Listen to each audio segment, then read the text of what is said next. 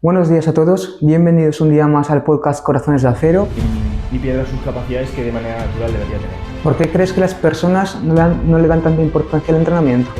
Volumen en el que si empiezas la serie pensando en lo que te acaba de comentar otra persona o una broma, esa serie, sacarle más partido a nivel de tiempo a unos ejercicios u otros, pero no creo que haya ejercicios superiores a otros. A mí me puede motivar más determinados ejercicios en el contexto en el que estoy y le va a sacar más partido si estoy motivado en esos ejercicios. En el gimnasio, tal, cuando veo a una persona a lo mejor que siempre va muy expuesto en tirantes, tal, enseñándose, y de repente pues pasa una fase en la que se le ve incluso en la cara, en los vídeos, que está una actitud corporal mucho más escondida, mucho más tapado, en ciertos momentos que se le ve ciertas inseguridades.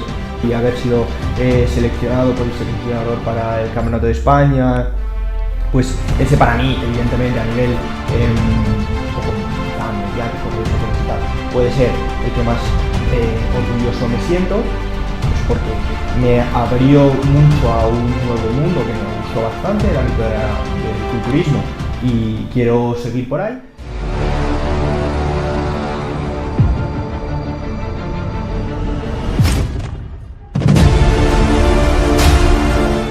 Hoy es un día muy especial porque afortunadamente traemos a un nuevo invitado.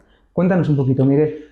Pues la verdad que es un invitado que nos habla sobre entrenamiento mucho y la verdad que teníamos muchas ganas de traerlo porque, bueno, cuando ya estábamos pensando incluso en el proyecto del podcast, ya su nombre se nos vino a la mente porque, bueno, él comparte contenido en redes sociales sobre entrenamiento, divulga sobre pues, también ciertas pautas de nutrición, de cómo hacer las cosas un poquito mejor y obtener pues, los objetivos que tenga cada uno y ayudarle. Y yo creo que una persona así pues, siempre hay que darle voz. Sí, la verdad es que yo desde el principio había pensado en él porque quería que estuviese con nosotros, ya que afortunadamente tiene mucho que decir. Sin más dilación, cuéntanos, ¿quién es Rubén García? Pues nada, muchísimas gracias antes de nada por contar conmigo y por las palabras. Rubén García es un entrenador y nutricionista online que se dedica a todo el ámbito del entrenamiento y la salud desde un punto de vista integrado con todos los conceptos que engloban al individuo.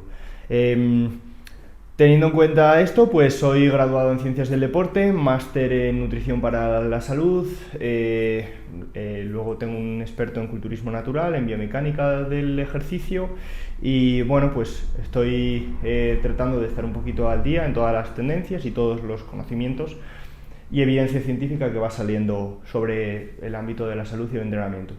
La primera pregunta que queríamos hacerte es ¿por qué el entrenamiento es importante? ¿Qué nos puedes decir al respecto? Pues creo que a día de hoy que tenemos muchísimas comodidades, nos movemos muy poco si no es estrictamente necesario. El entrenamiento es esa base de estímulo para que el ejercicio se mantenga, el cuerpo y el organismo se mantenga un poco estimulado para que no se asiente, por así decirlo, y pierda sus capacidades que de manera natural debería tener. ¿Por qué crees que las personas no le dan tanta importancia al entrenamiento? Bueno, porque pueden vivir sin entrenar, realmente pueden vivir sin entrenar y el físico y el organismo puede ir lentamente perdiendo sus capacidades, pero es tan lento que no lo notan, pero con el paso de los años sí que vemos personas que a lo mejor han dejado de hacer una determinada actividad y ya no serían capaces de hacerla. ¿Por qué? Pues porque ha faltado ese estímulo para que se mantenga sus capacidades. Hablas de capacidades, podemos entenderlo como capacidades físicas. Sí, capacidades físicas y tanto cualitativas como cuantitativas, hablando de fuerza, velocidad, resistencia y flexibilidad, pero también esas capacidades más cualitativas como coordinación, equilibrio y agilidad. Todos esos puntos. Quería preguntarte si existe alguna capacidad más importante que otra.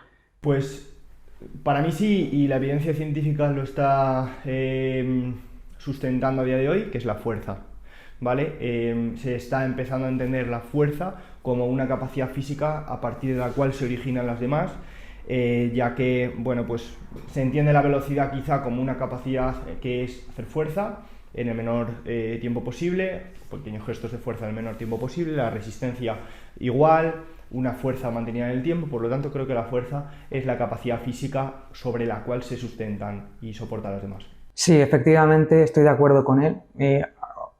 Últimamente se ha visto que la fuerza es la capacidad física fundamental y las demás, las otras tres, flexibilidad, velocidad y resistencia, son manifestaciones de la aplicación de la fuerza. Muy bien, Rubén. Cuéntanos un poquito, ¿en qué entrenamiento estás especializado? Pues sobre todo en el entrenamiento de fuerza, ¿vale? Orientado sobre todo hacia la mejora en la composición corporal, especialmente. Y a partir de ahí, pues todos los puntos que pueden englobar el entrenamiento de fuerza. Pero es verdad que la composición corporal siempre ha sido lo que más me ha llamado. ¿Y cuál crees que es de esas variables que influyen en el entrenamiento de fuerza? ¿Cuáles consideras que son las variables más importantes que la gente debe conocer? Pues la evidencia nos dice que lo más importante es el volumen y la intensidad, y a partir de ahí gestionar las demás. Pero sí que es verdad que, bueno, la evidencia también dice que el volumen es como un requisito. Si no alcanzas un determinado volumen de entrenamiento, de nada sirve, ¿no? De nada me serviría hacer una serie y irme para mi casa, no habría ningún estímulo. Pero es verdad que a día de hoy creo que la intensidad en los entrenamientos pues falta, ¿no? Falta llegar a una cierta intensidad y tú no puedes terminar una serie y poder echar un parlado con el de al lado. ¿Y eso quiere decir, por ejemplo, que hay que llegar todas las series al fallo? No, en absoluto, pero sí que es verdad que es una variable que hay que medir. Te quería proponer un caso concreto en cuanto a volumen e intensidad. ¿Sabrías decirme si es válida un entrenamiento cuando el volumen es mínimo, una serie, siempre y cuando la intensidad sea alta? De determinadas personas, quizás sí. ¿Te refieres a un entrenamiento de una sola serie? ¿O una sola serie por ejercicio? Una sola serie por ejercicio. Sí, podría ser interesante si son ejercicios, bueno, determinados ejercicios que a lo mejor engloban mucha masa muscular y generan un estímulo muy grande, pero quizá no sería lo más óptimo. Una sola serie. Pero sí que igual es incluso una tendencia que está habiendo en los últimos años, hacer una sola serie por el ejercicio y hacer más número de ejercicios. Creo que eso solo podría ser válido para personas muy especializadas en determinados ejercicios, que lo saben exprimir muy bien y que saben llevarlos a un fallo real. Y creo que eso es complicado. Sí, estoy de acuerdo. A ver, las personas al fin y al cabo nos guiamos muchas veces por subjetividad. Entonces, las personas comunes no saben medir bien la intensidad y eso es lo que falla a la gente. No saber medir, no saber llegar a esos fallos, bueno, a ese fallo o a esas intensidades tan altas como para que una serie sea efectiva. Claro, el fallo real del que hablamos es si te pusieran una pistola en la cabeza, ¿cuántas repeticiones podrías llegar a hacer? Si tú haces una serie, paras porque consideras que has llegado al fallo, y si te pusieran una pistola en la cabeza harías 5 repeticiones más, estás lejísimos. Y es lo que le falla a la mayoría de personas. Entonces, a la hora de entrenar, ¿tenemos que entrenar como si tuviéramos esa pistola en la cabeza de forma virtual o no? Tendríamos que saber cuántas repeticiones podríamos hacer o dónde está el fallo real si te pusieran una pistola en la cabeza, y luego a partir de ahí medir la fatiga y el estímulo que estás generando. En cuanto a algo también bastante extendido, es el tema de los tipos de rutinas. Siempre pues, se ponen unas de moda u otra, está la full body, wader, torso-pierna. ¿Podrías explicar brevemente este tipo de rutinas y cuál consideras tú que es la más óptima en función de los objetivos de cada uno? Para mí es un punto que se le da mucha importancia y que para mí está totalmente sobrevalorado. ¿Por qué? Porque Gabri le puede venir muchísimo mejor una rutina en la que deja los grupos musculares pequeños para el final, porque puede exprimirlos y no genera mucha fatiga. ¿Por qué? Porque a lo mejor es un tío que ha hecho resistencia toda su vida y se ha dedicado a hacer maratones y tal, y no genera mucha fatiga. Y otra persona necesita que haya 4 ejercicios porque a partir del quinto no le saca partido. Y es una cosa que para mí está muy sobrevalorado, ¿vale? Generalmente, pues, ¿qué se suele hacer? Torso-pierna, full body y la típica push-pull leg. Pero a partir de ahí, que son las típicas, y la wader de toda la vida, que cada vez menos se hace, pues se pueden hacer 1000 modificaciones según la persona, juntar grupos musculares, hacer splits que combinen varios de 3 o de 9 días. Es que es algo que está totalmente sobrevalorado y que incluso hoy puntualmente tengo una hora, pues a lo mejor solo me da tiempo a hacer un grupo muscular y los demás los hago mañana y los separo, no sé, me parece algo quizá que se le da mucha importancia, que llega alguien al gimnasio, oye, ¿qué split haces? ¿Qué distribución haces? Es algo que no tiene mucha importancia. Entonces, ¿en qué crees que se debería de centrar la gente más? En la selección de ejercicios, y a partir de una selección de ejercicios adecuada, ser capaz de hacer una técnica adecuada y que sea capaz de mantenerla en la primera repetición y en la repetición del fallo, ¿vale? Una repetición es sencilla de hacer, con poco peso, con poca carga. Ahora, cuando llegas al fallo real, ¿cuál es tu calidad técnica? Eso es lo que se debería de centrar para mí la gente. ¿Y en función de qué se hace esa selección de los ejercicios? Pues sí que es verdad que hay aspectos un poco antropométricos de la persona que pueden ser determinantes a la hora de poder llegar a esa última repe con una calidad técnica adecuada, pero también a veces en base a las posibilidades que tienes. A mí me encantaría hacer mi básico de pierna, por ejemplo, pues una jaca pendular, pero si no la hay en mi gimnasio, pues no puedo hacerla. Entonces, en base a lo que tienes y adaptarlo a tu contexto. Sí, yo creo que es muy importante, sobre todo eso, adaptarlo a tu contexto. No es lo mismo, yo por ejemplo, en mi caso, ¿no? Yo antes, pues hace aproximadamente un año no tenía la clínica. Al no tener la clínica no tenía tantas responsabilidades, no tenía tanta carga mental e igual podía dedicar más tiempo a entrenar y ahora tengo que dedicar un poquito menos, pero incluso dedicándole menos lo puedo exprimir más. Ese entrenamiento. Están los típicos amigos que te dicen, pero ya te vas y tienes que estar aquí 2 horas y media porque si no, no funciona. Y claro, también está un poco ese volumen vacío. ¿Crees que existe? Por supuesto. Ese volumen en el que pues, si empiezas la serie pensando en lo que te acaba de comentar otra persona o una broma, esa serie ya por mucho que llegue al fallo no va a ser al 100%. Seguramente tú haces un volumen ahora mismo de entrenamiento mucho más bajo, pero sabiendo que cada serie que hagas tiene que ser como tirar un penalti, tiene que ser totalmente concentrado, ¿no? Y quizá eso es lo que a veces pues nos falla, porque también es un lugar un poco lúdico en el que nos encontramos con personas que casi vemos a diario, que pasan a ser casi como nuestros mejores amigos, y es verdad que, bueno, pues a veces se originan ciertas amistades, ¿no? Y bueno, puede llevarte a eso, a que un entrenamiento que puede durar 1 hora y cuarto, pues se acaba siendo 2 horas y media, como tú dices, pero no es necesario. Respecto al volumen, ¿crees que existe algún rango o umbral idóneo para todo el mundo?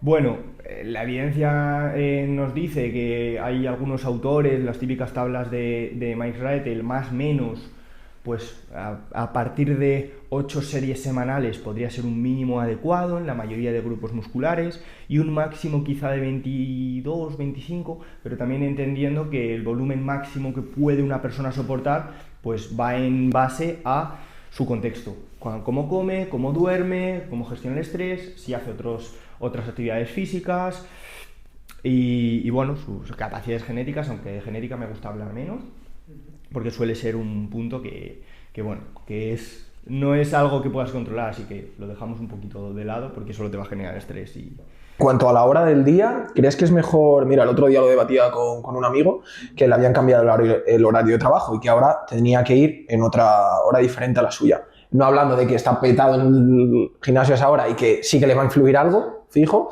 por lo menos de estrés. Quería preguntarte si influye el entrenar nada más levantarte, que parece que tienes más energía, pero también vas más empanado. O si es mejor por la tarde, que igual tienes más carga de comida y puede que tengas... Ahí igual habría que meter hasta un punto de cronobiología, ¿no? Y al final el cuerpo sabemos que se adapta a lo que haces durante el día, y si el cuerpo en ese ritmo circadiano, en ese reloj biológico, si la persona está muy acostumbrada a entrenar a primera hora de la mañana, su cuerpo ya está predispuesto para ello, ya eleva la temperatura corporal a esa hora, ya mejora la activación nerviosa a esa hora, y cambiarle ese ritmo puede llevar unas semanas, pero seguramente la persona se puede adaptar hasta que adelantar su entrenamiento pueda suponerle un problema en el futuro, ¿no? Y además sí que hay un estudio en concreto que dice que adelantar tu entrenamiento durante el día está más predispuesto a perder rendimiento que atrasarlo, ¿vale? Por esa activación que podría tener tu cuerpo, si entrenas después o unas horas más tarde de la que estás acostumbrado, bueno, pues ya estás preactivado, ¿no?, a ello. Sin embargo, adelantarlo, pues parece ser que pierdes más rendimiento. ¿Crees que existe algún tiempo ideal de duración del entrenamiento? No, yo diría que no. Puedes hacer un entrenamiento determinado y ser perfectamente válido en 45 minutos, ¿vale? Y podría ser perfectamente válido y no suponer ningún problema entrenar durante 3 horas y media, 4 horas. Sí que es verdad que, bueno, pues los sustratos energéticos que tienes en la sangre y en tu cuerpo pues pueden ser diferentes, pero con una nutrición adecuada, no. Y un preentreno, bueno, tanto un preentreno como un intraentreno, ¿consideras que es no imprescindible, pero importante o realmente no? Bueno, pues podría ser irrelevante para un tipo de persona y imprescindible para otro, dependiendo del contexto. Dependiendo sobre todo de pues cómo esté comiendo, si viene en ayunas o no, su flexibilidad metabólica para adaptarse a esas circunstancias y la fase en la que esté, el tipo de entrenamiento. Podría ser imprescindible para unos y irrelevante para otros. Respecto a la intensidad, ¿qué maneras hay de medirla? Bueno, hemos hablado de la cercanía al fallo, pero la velocidad de ejecución podría ser una de ellas. Yo estoy bastante acostumbrado a ver feedback de mis atletas por vídeo y sé cuando la última repetición, si hay una intensidad alta o no, por la velocidad de contracción. Sabemos que si la última serie sale rápido, hay margen hasta el fallo por una cuestión matemática, ¿vale? Porque quedan muchas fibras por activar y hay muy pocas fatigadas. Entonces, esa es otra. Quizá hay otros aspectos subjetivos, pero bueno, como puede ser el RPE, que podría ser la escala de esfuerzo percibido, y esa escala de esfuerzo percibido, que es subjetiva, podríamos adaptarla a cada deporte. Entrenamiento de resistencia, pues se habla, por ejemplo, del número 4 o número 5, si puedes echar un parlao con alguien mientras corres, ¿no? Y el entrenamiento de fuerza, por ejemplo, en powerlifting se usa el arroba, que es un RP, pero más adaptado a ese contexto, ¿vale? ¿Crees que es importante medir cada día los pesos que levantas, las sensaciones que tienes? ¿O alguien que, por ejemplo, no se lo quiere tomar tan en serio y eso le va a suponer una carga de que no le apetece, no es necesario y simplemente con que entrene e intente mejorar, vale?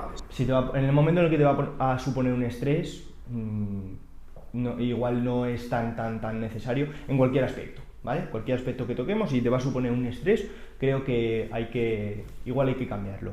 Pero por óptimo sí que sería más óptimo, ¿no? Podría ser más óptimo, claro.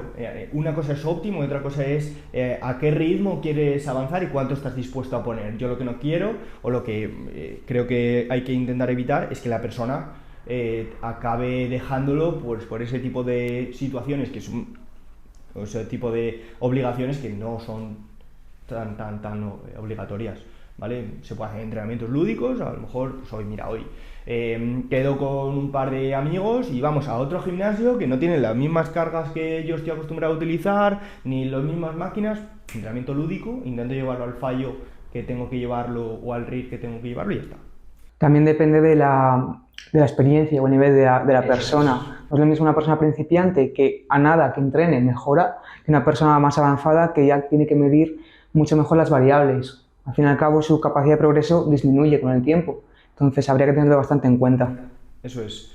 Dependiendo de las circunstancias, más óptimo o no, pues sí que es verdad que es más óptimo. Pero bueno, ¿se podría progresar sin apuntar los pesos? Sí. ¿Sería lo más óptimo y lo más rápido? Bueno. Sí, Gabri, por ejemplo, con sus atletas lo que me comenta muchas veces es eso. Joder, mira que es un poco pasota, que no me pasa lo que me tiene que pasar, y casualmente es el que menos progresa. Sí. ¿Te ha pasado, Rubén? Sí, suele ser así. La persona que más se involucre, que te está todo el día pasando feedback de los ejercicios y tal y cual, pues al final es la que más progresa, pero bueno, quizá es la que más importancia le da al entrenamiento en su vida, a lo mejor no tiene otras preocupaciones, hay que intentar empatizar un poco con la persona y ver pues por qué, ¿no? Antes sí que se diferenciaban los entrenamientos un poco más por días, ¿no? Lunes, pecho. martes, espalda. todavía también, quizá no en nuestro círculo. Algo que he aprendido yo este último tiempo de forma autodidacta y bueno, hablando pues con entrenadores que tienen conocimiento como vosotros, es que lo importante es establecerlo por mesociclos y microciclos y entenderlo no como semanas, sino como otra manera. ¿Podrías explicar esto un poco? Bueno, entendiendo el concepto de carga de entrenamiento, que es el estímulo producido de manera externa, luego a cada uno a nivel interno pues le producirán unas adaptaciones, pero entendiéndolo como un proceso en el que vamos a ir aumentando el estímulo para que el cuerpo se vaya adaptando y en el momento en el que tengas un estímulo muy grande y el cuerpo no sea capaz de adaptarse a ello, pues podemos hacer una descarga y bajarlo para que te termines de recuperar. Sí, entendiendo como un bloque de trabajo que en tu cabeza como entrenador, tiene unas dimensiones y unos objetivos y luego pues tendrás que adaptarlo a cómo vaya progresando el sujeto y qué feedback te va dando. ¿Y qué duración tienen que tener más o menos los mesociclos o microciclos? ¿O cómo se organiza ese tipo de...? Pues es bastante variable, ¿vale? Puede durar desde a lo mejor 4 o 5 microciclos, quizá desde 20 días, pero es verdad que hay personas que con ciertas ondulaciones de la carga, no tiene por qué ser totalmente lineal, pues lo puedes alargar hasta a lo mejor casi 4, 5 o 6 meses, pero con unas ondulaciones de la carga en la que se va periodizando, según el feedback que te va dando, bajando la carga, subiéndola, entendiendo el contexto. ¿Y crees que es importante hacer descarga o es algo que está de moda y que la gente utiliza para pues esa semanita hacer algo menos? Es importante porque a nivel tendinoso, ligamentos, etcétera, sí que es verdad que son estructuras que tardan un poquito más en recuperarse, tienen menos irrigación sanguínea y son las que acaban inflamándose antes y teniendo una recuperación más lenta. Entonces, para esas estructuras, pues tener un feedback de qué sensaciones articulares vas teniendo es importante.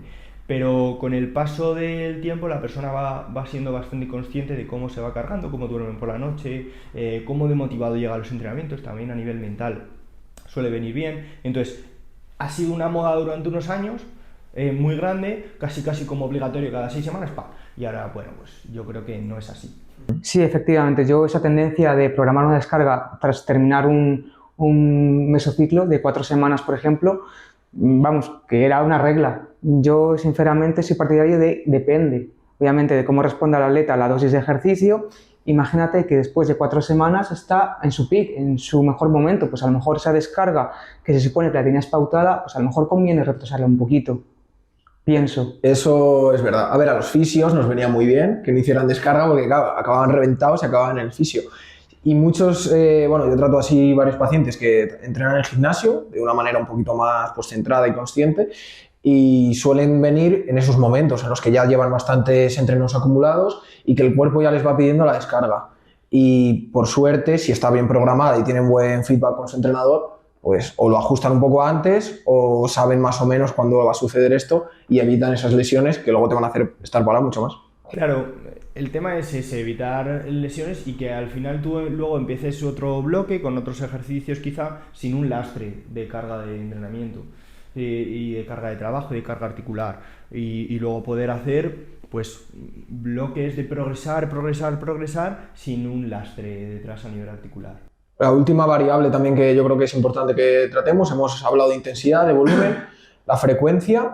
¿Cuánto crees que si por ejemplo yo hoy hago un entreno de push, de empujes, que trabajo puede ser pecho, tríceps, hombro, ¿cuándo podría volver a hacerlo o cuándo es lo más óptimo? ¿Cuántos días me tengo que esperar? Dependerá del volumen que le haya metido hoy. Efectivamente, la frecuencia es una manera de distribuir el volumen y es una variable totalmente dependiente del volumen, también de la intensidad porque es un aspecto que genera fatiga, pero sobre todo es una variable que es el volumen cómo está distribuido a lo largo de un tiempo determinado. Por tanto, a menos volumen, mayor frecuencia...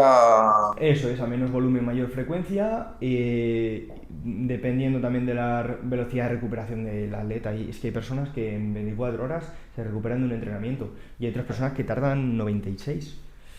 Mójate, si tuvieras que poner una variable sobre las otras, ¿cuál sería?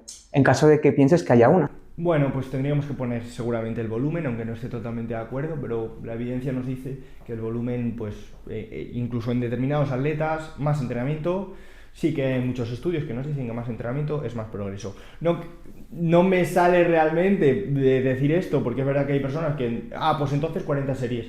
No, pero si eres capaz de recuperarte adecuadamente de 40 series, bien, vas a recuperarte y vas a progresar más que con 30.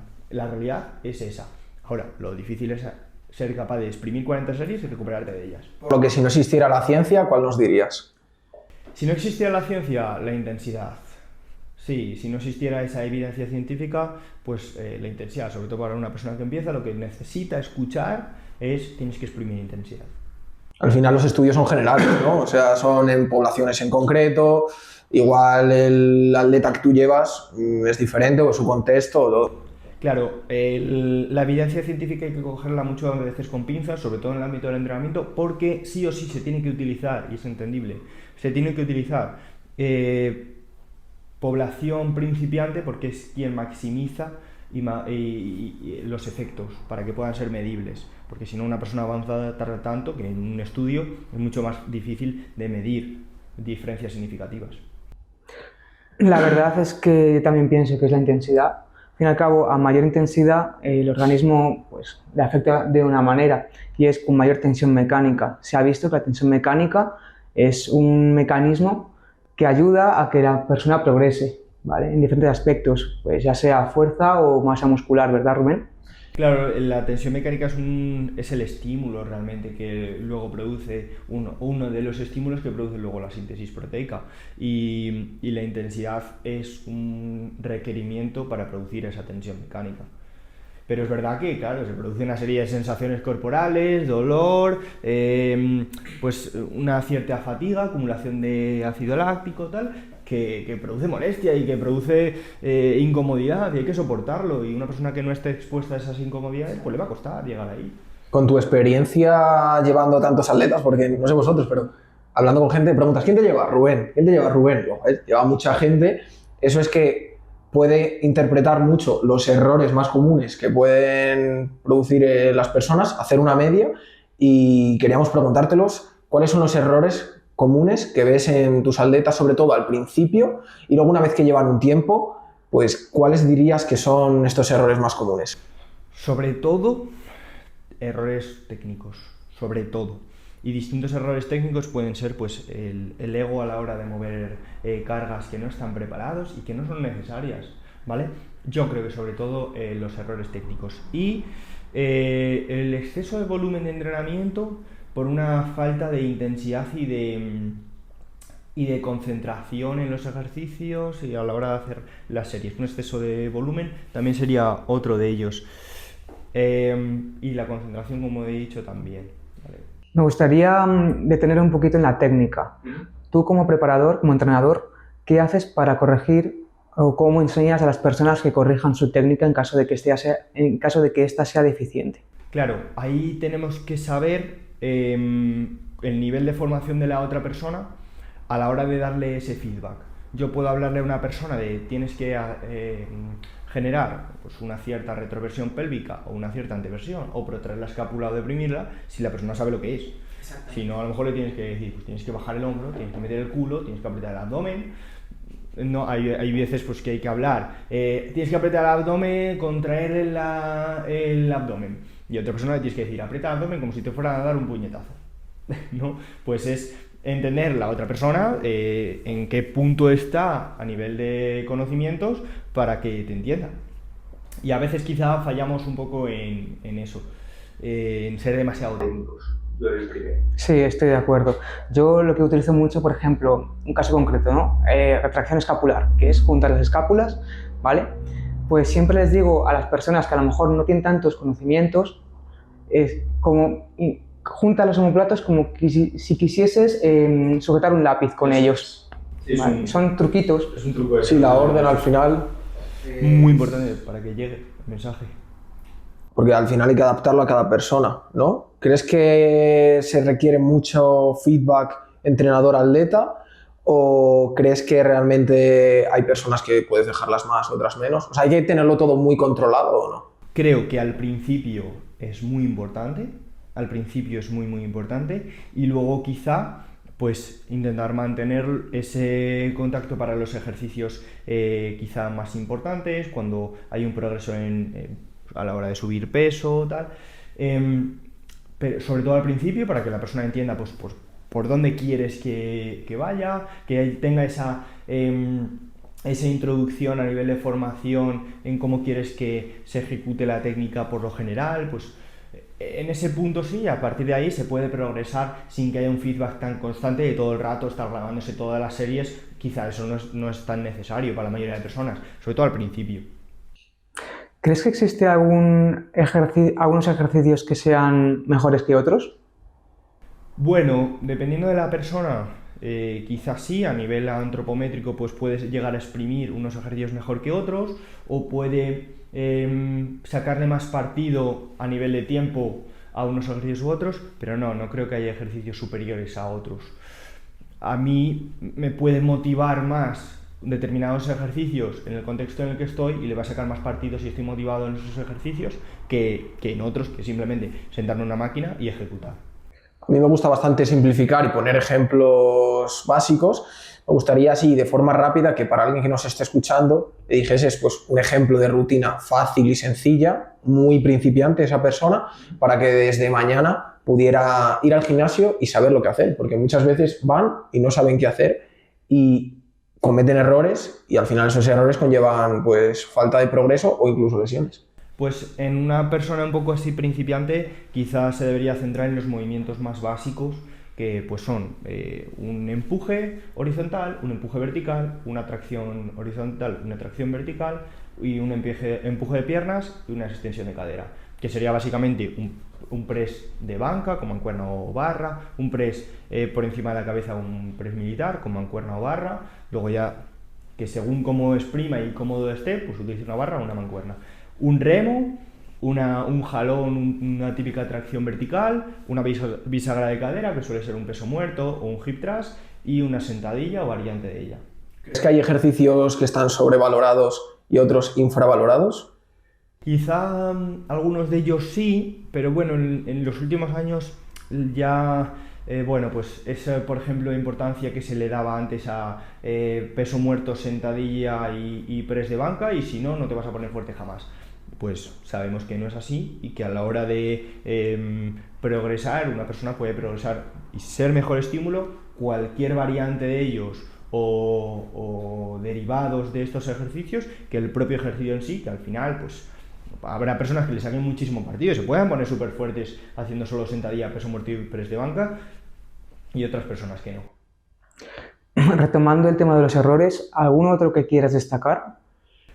Bueno, quizá a nivel nutricional se cometen muchísimos errores con el tema del volumen, comer como un cerdo para coger kilos, pensar que esos kilos que estás cogiendo, y es uno de los errores que más veo, y que bueno, puedes entrenar súper bien, pero si hay un error de nutrición, pues vas a tener que recortar luego calorías, el metabolismo en muchos casos se daña mucho, la sensibilidad a la glucosa es un aspecto muy importante, quizá el volumen. En cuanto al entrenamiento o a la nutrición, ¿cuál crees que es la variable más importante? Pregunta complicada, y pues el entrenamiento es un requisito, entonces le tendría que dar al entrenamiento un poquito más de peso, pues porque si no, no vas a progresar, es un requisito. Aunque luego comas lo que te ponen en el plato, ¿no? Pero creo que es un requisito. Entonces, ¿consideras que el entrenamiento compensa una mala nutrición? En muchos casos sí, ¿vale? En muchos casos sí. Y en otros muchos se usa el entrenamiento como compensación de una manera un poco tóxica y negativa. Es decir, si yo hoy tengo una comilona, voy a entrenar. Ya, pero luego te vas a meter una comilona y gracias a que has entrenado vas a estar toda la tarde, me lo he ganado, una copa, otra copa, otra copa, otra copa. Igual esa parte del entrenamiento es un poco tóxica, ¿no? Porque si no hubieras entrenado, no te hubieras tomado 20 copas en esta tarde, entonces eso no lo veo adecuado. Pero en muchos casos sí, y a nivel de salud, pues sí, también es verdad que hay incluso estudios que dicen que entrenar antes o después de consumir alcohol reduce sus efectos negativos. Es curioso, pero es así. Entonces, ¿el alcohol disminuye la síntesis proteica? Sí. Sí, disminuye la síntesis proteica, incluso empeora a nivel hormonal, sí. en otro podcast que hicimos sobre nutrición, claro, preguntamos si el vasito de vino diario para la salud era bueno sí o no. Entiendo que como preentreno tampoco es bueno y postentreno menos, que eso me pasa a mí con algunos pacientes, no tanto en el entrenamiento de fuerza, sino en otro tipo de ejercicio, que lo que más les gusta es el post de cerveceo y a ver, siempre está mejor ir a jugar al pádel y luego tomarte las cervezas, pero yo creo que, bueno, no es que sea un premio, sino, a ver, no está mal, pero no es lo mejor. Claro, no es que vaya a ser algo súper negativo, pero bueno, sabemos que igual ha habido bastante mano, no sé si de la industria. La cerveza hidrata, no, la cerveza no hidrata.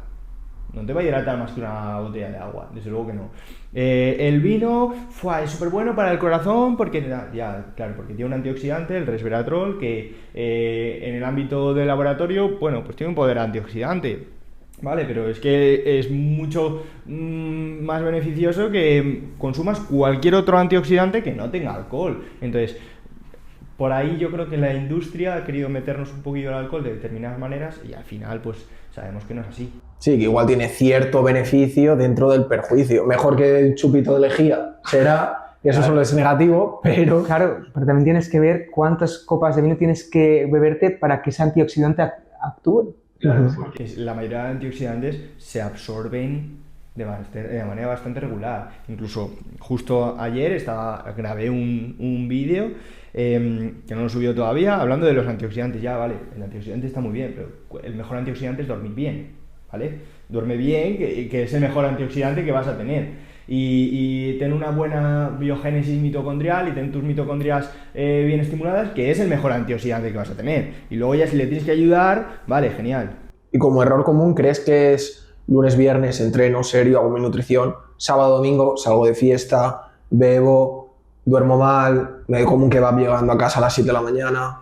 A ver, es un error, pero si esos 2 días pasándotelo bien y siendo un poco más libre te van a permitir luego sustentar el resto de aspectos de tu vida, pues bueno, dentro de lo malo, nunca sabemos la persona por qué sale tanto, por qué consume alcohol y por lo que está pasando. Hay personas que se abren a ti y te cuentan sus inseguridades y sus problemillas, y otras personas que no. Sí, eso yo lo veo en grupos de amigos, pues está el típico persona que lo cuida más, la nutrición, entrenamiento, e igual se pide algo de pues, alcohol, una cerveza o lo que sea, y dicen, tú tomas eso. Hombre, precisamente esa persona se puede permitir el lujo de hacer eso y no tú, que igual has estado haciendo otras cosas en tu día a día. Ahora, mejor no hacerlo, obviamente. Claro, pero bueno, al final si tú sales y una noche te apetece con una cena, pues beberte una cerveza, me parece genial. Pues a mí soy una persona que, por ejemplo, que el sabor de la cerveza me gusta, pero es verdad que en muchos casos, por el hecho de tener alcohol, pues no la consumo, pero sí que es verdad. Y en cuanto entrenas, y tú, es verdad lo que tú dices, y bueno, pues me cuido muchísimo más y me puedo permitir quizá esos pequeños detalles puntualmente. Esos excesos de fin de semana obviamente llevan consigo falta de descanso. ¿Consideras que la gente le da poca importancia al descanso? Por supuesto. El descanso es el eterno olvidado. Hay personas que duermen mal ya de por sí, pues porque tienen unos hábitos muy malos, pero le damos muy poca importancia a la cronobiología y al descanso. Y sabemos que las personas, por ejemplo, que hacen turnos nocturnos, etcétera, pues tienen problemas más de metabólicos, hormonales y bueno, pues sí, sin duda es algo que hay que cuidar muchísimo más. ¿Podrías decirnos algunos consejos básicos para que una persona que tenga un descanso malo mejore en él? Pues intentar todos los días tener el mismo horario, ¿vale? Intentar todos los días tener el mismo horario, intentar que las pantallas azules y las luces azules a última hora de la noche se quiten, y bueno, evitar ruidos y luz ambiente para que al final es que la secreción de melatonina pueda ser posible antes de dormir y durante toda la noche. Bien, pasamos a la siguiente pregunta. ¿Podrías decirnos algunos consejos útiles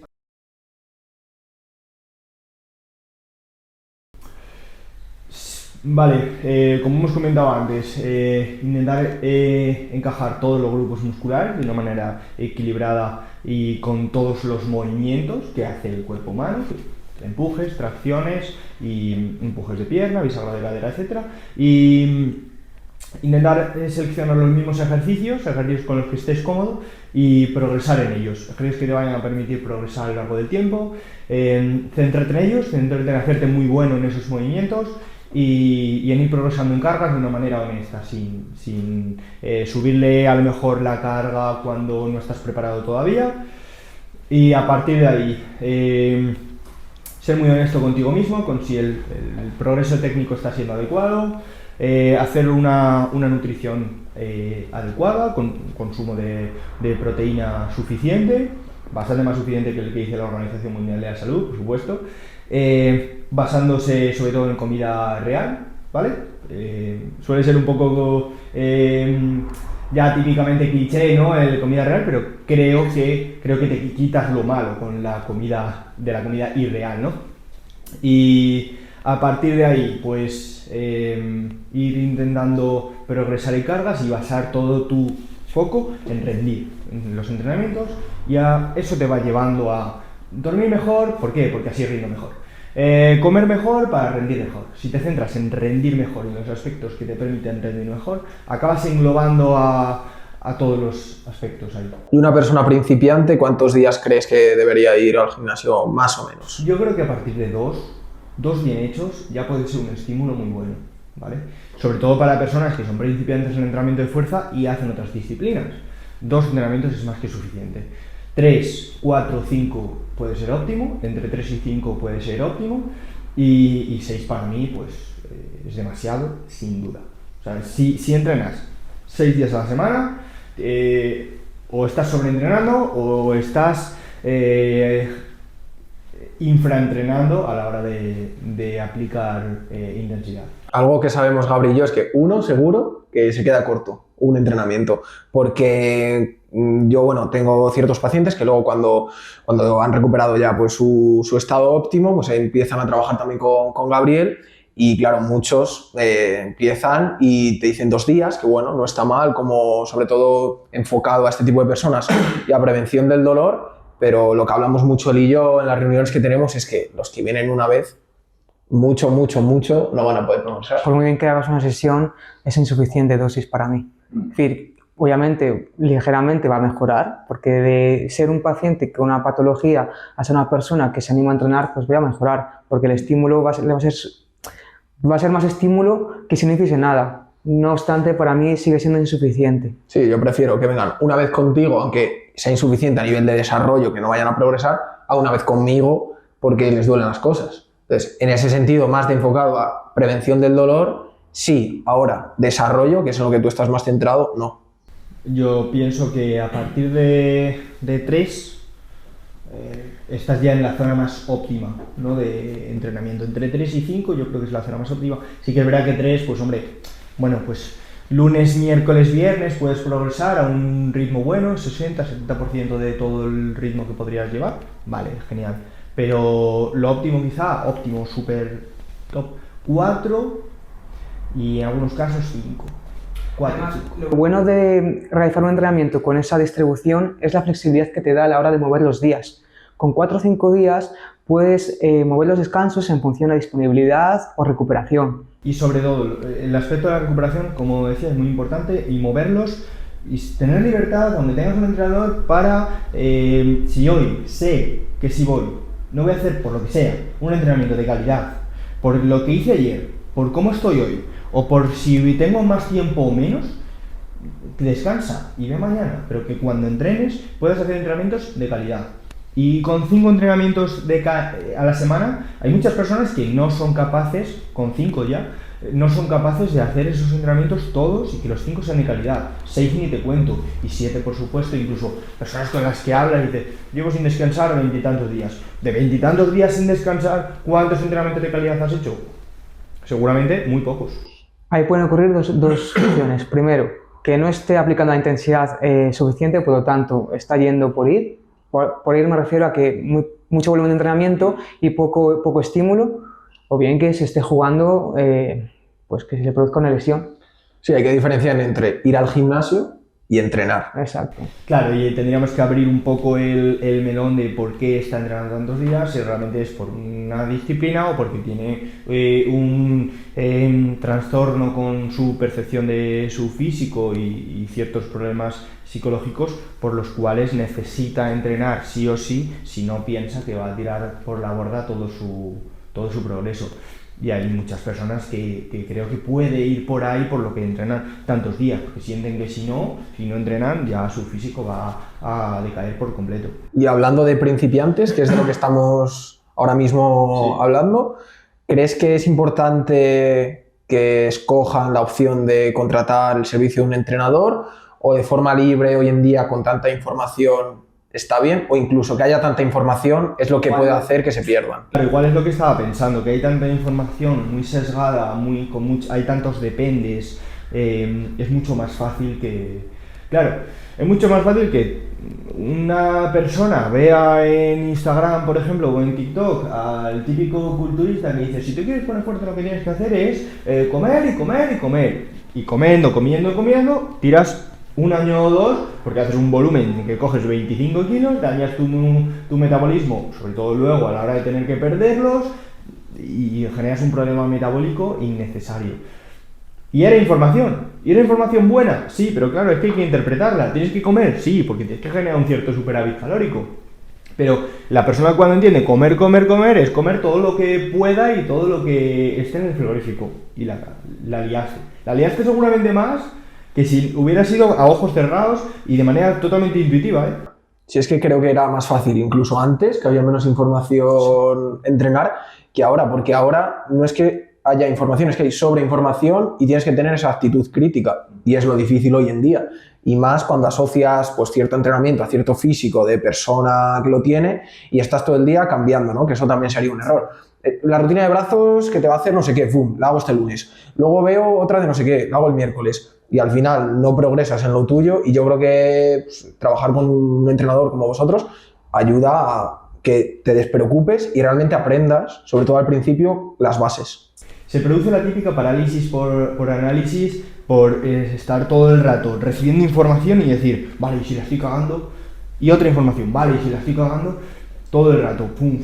Entonces, al final la persona, a lo largo de la semana, se ha preguntado 10 veces que si está haciendo las cosas bien o no. Y de esas 10, a lo mejor, pues 3 ha decidido hacer un cambio en una semana. Y luego están los típicos, como tú dices, los típicos hooks de TikTok de: si quieres tener un buen brazo, haz esta rutina. El otro: si quieres tener un buen brazo, haz esta rutina. El otro.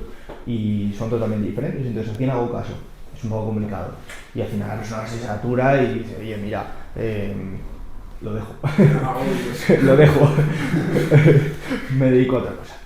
Hilando este tema con la frecuencia de entrenamiento, ya sabemos que existe un número idóneo de días para ir a entrenar.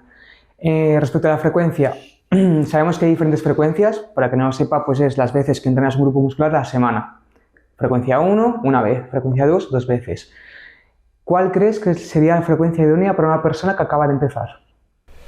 En teoría, como ese tipo de personas no son capaces de hacer entrenamientos de tanta calidad y hacer tanto volumen en una sola sesión, puede ser mayor.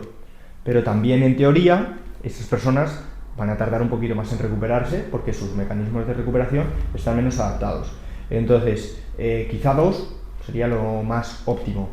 1 sería para mí insuficiente, porque en un entrenamiento no vas a poder dar un estímulo adecuado. Aunque luego la sensación de agujetas te puede durar mucho tiempo, porque es verdad que luego la sensación de agujetas dura mucho. Pero bueno, las agujetas no siempre quiere decir que el músculo no esté recuperado ya, ¿vale? Y 3 quizás es demasiado, porque no le dé tiempo. Así que 2 podría ser, en la mayoría de casos, si hay un volumen adecuado, o lo óptimo. 3, si hay una distribución full body, por ejemplo, podría ser perfectamente válido, porque a cada grupo muscular le ha tocado menos demandas, y menos demandas también de recuperación. Entonces seguramente pues 2 podría ser óptimo, pero 3 podría ser válido para mucha gente. ¿Crees que existen diferencias entre grupos musculares a la hora de recuperarse, a la hora de aplicar una frecuencia u otra, o incluso la intensidad también?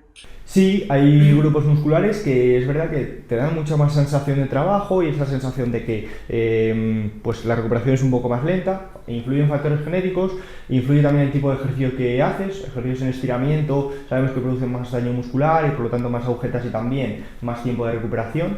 Así que, por ejemplo, los isquiotibiales suele ser un grupo muscular que tarda un poquito más. También tienen más fibras rápidas y le puede hacer un poquito más necesario 24 horillas más para recuperarse que los demás. Pero bueno, por lo general no hay grandes diferencias. Explica brevemente, grosso modo, qué es eso de entrenar por estiramiento.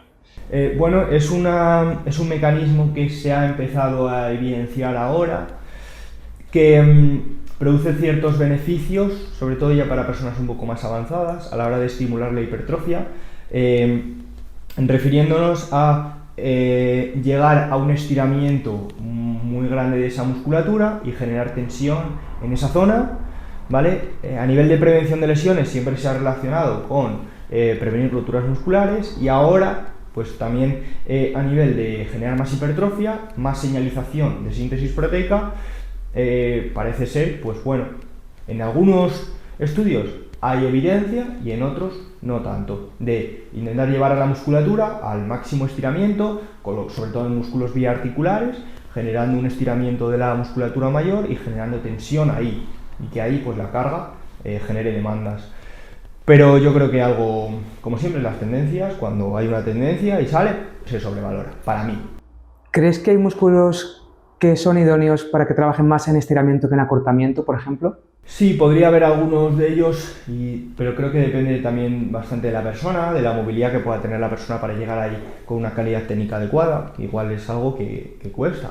Cuesta llegar a un peso muerto rumano o un peso muerto en piernas rígidas en déficit, subido en un escalón y llegar hasta el suelo con una buena movilidad y que no te genere problemas en la espalda, pues porque llegues con una calidad técnica adecuada y estés adaptado a esos rangos de movimiento y tal. Podría ser adecuado en esos grupos, en algunos grupos musculares o incluso en músculos rezagados para generar un estímulo extra, pero creo que algo que se le ha dado demasiado valor y que se ha centrado muchísima evidencia científica cuando, bueno, podría ser un detalle dentro de todo, pero como hablamos antes de los principiantes, si coges a un principiante y le empiezas a saturar con hipertrofia mediada por estiramiento y pues al final todos los ejercicios que haces son porque en estiramiento, si vas a progresar igual, ¿qué más te da?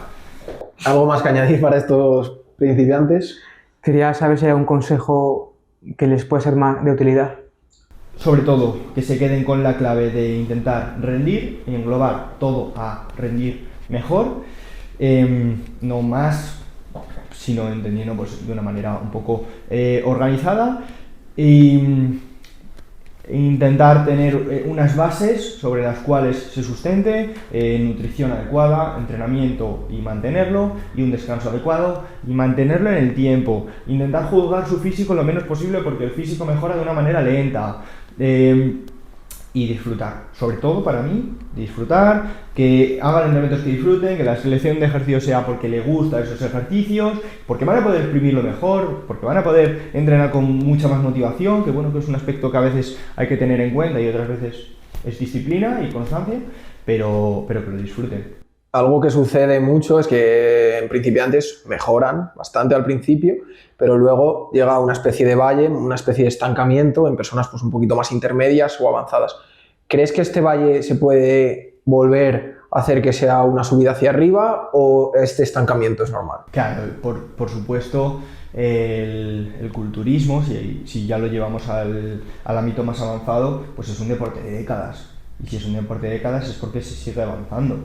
A lo mejor hay que cambiar ciertas cosas o a lo mejor hay que tener un poco de actitud crítica para decir, oye, pues cómo lo estoy haciendo y qué tengo que cambiar, sin saturarte con la sobreinformación que hablábamos antes.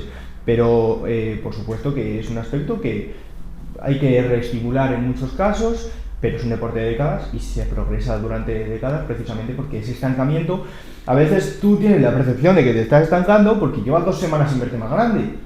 Y claro, una vez ya han pasado 6 meses o un año y has cogido ya unos kilos de masa muscular, pues hombre, es normal que ¿Te has estancado? No, estás progresando a un ritmo ya de persona intermedia, o una persona menos principiante, ¿no? ¿Qué diferencia una persona principiante de una intermedia o avanzada? Generalmente el ritmo de progreso, siempre se ha relacionado con el ritmo de mejora.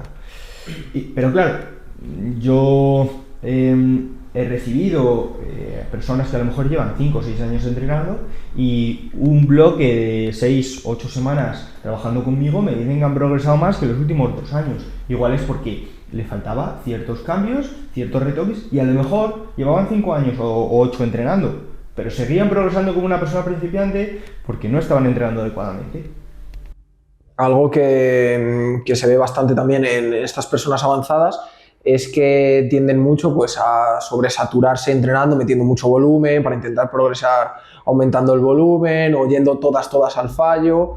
¿O cuáles crees que son los errores más comunes en este tipo de personas con el fin y el objetivo de querer avanzar? Comer excesivamente y petar, no sé. Para mí va por el tema de la nutrición, generalmente.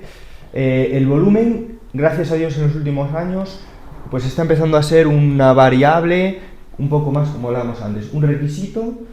Ya no se ven.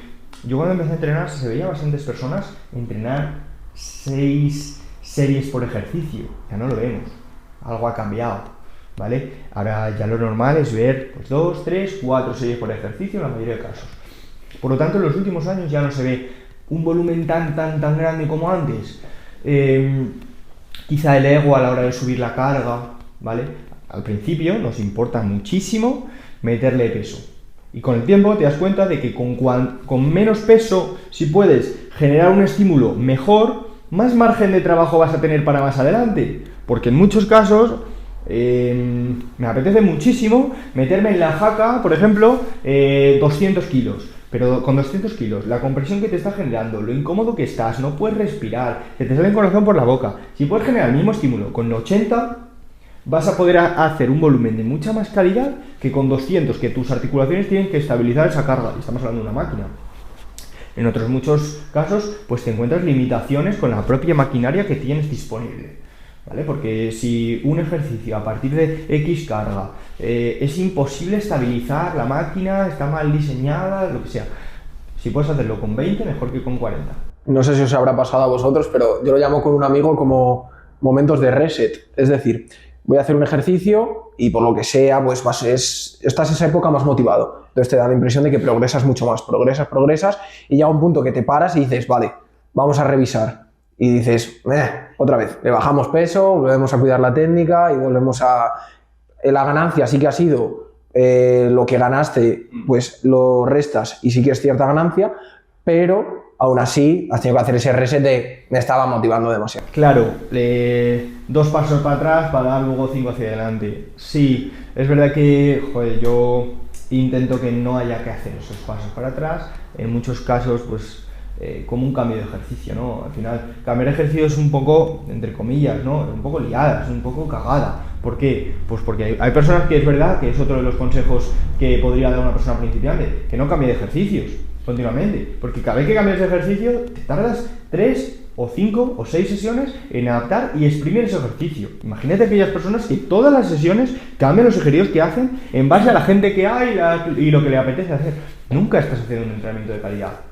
Entonces, es lo mismo que tener que bajarle la carga porque te has empezado a motivar. Yo intento que eso no pase, que no haya que hacer un reset técnico o que haya los mínimos posibles, ¿vale? Respecto a la frecuencia de cambiar los ejercicios, ¿crees que existe alguna establecida o que sea idónea? Bueno, creo que cuando llegas a un punto en el que a nivel de motivación, a nivel de ya tensiones que te está generando en ciertas articulaciones, podría ser interesante, pero muchas veces con un cambio técnico, a veces un cambio técnico se soluciona. Para bajarle la carga, un cambio técnico y seguimos progresando. Un cambio en el perfil de resistencia. Por ejemplo, son aspectos que es el mismo ejercicio, lo puedes exprimir en la primera o en la segunda sesión ya, porque es un cambio mínimo, pero las articulaciones se mueven igual, lo sabes exprimir igual, y con eso ya la articulación no recibe las mismas demandas, no generas la misma tensión en este punto articular y ya está, seguimos progresando. ¿Algo más que añadir en este campo? Sí, bueno, pasaríamos ya a las personas que son un poquito más avanzadas. ¿Algún consejo útil para ellas, a pesar de que sean personas con experiencia? Obviamente siempre tienen algo que aprender. Bueno, tendríamos que ver si esas personas avanzadas han adquirido ciertos vicios o ciertas tendencias, si son avanzadas en el ámbito del entrenamiento y la nutrición a nivel de conocimientos o tienen la formación un poco básica y con cierta educación de entrenamiento y nutrición pueden seguir progresando, y quizás sí que son las personas que más llegan a ti, oye, pues porque me he estancado y quiero seguir. Vamos a analizar las bases, y a veces las bases están mal sustentadas, pero el progreso a lo largo del tiempo les ha permitido llegar a ser avanzadas. Bueno, intentar, esas personas sí que les suele ayudar bastante el liberarse mentalmente, una persona que sabe, que les guía y que les dice lo que tiene que hacer, y esa liberación de estrés les permite progresar muy bien en muchos casos. Quizá esas personas sí que a nivel técnico tienen que aprender más, porque son personas que han progresado mucho, pero a nivel técnico pues no han terminado de hilar muy fino, pues porque se requiere bastante ojo clínico para ver una serie y ver qué errores técnicos necesitas modificar, ¿no? O a lo mejor no es un error técnico, pero te recomiendo que en base a tus palanques corporales vayas por aquí y no por aquí.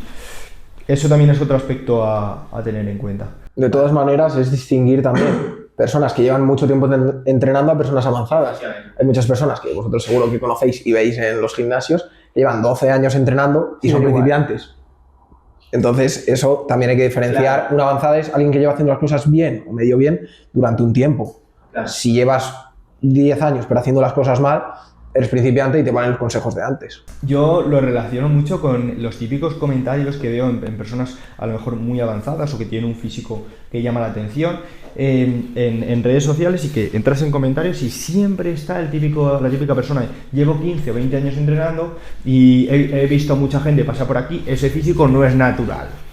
Y tú sabes perfectamente que ese físico es natural, que esa persona que lleva 15 años entrenando no entrena bien, aunque lleve 15, ¿vale? No entrena bien. Y sabes perfectamente que está sesgado por el tiempo que lleva entrenando, pero lleva entrenando sin cuidar la nutrición, sin cuidar el descanso y sin entrenar adecuadamente. Entonces, llevas 15 años entrenando, pero no eres una persona avanzada como te crees.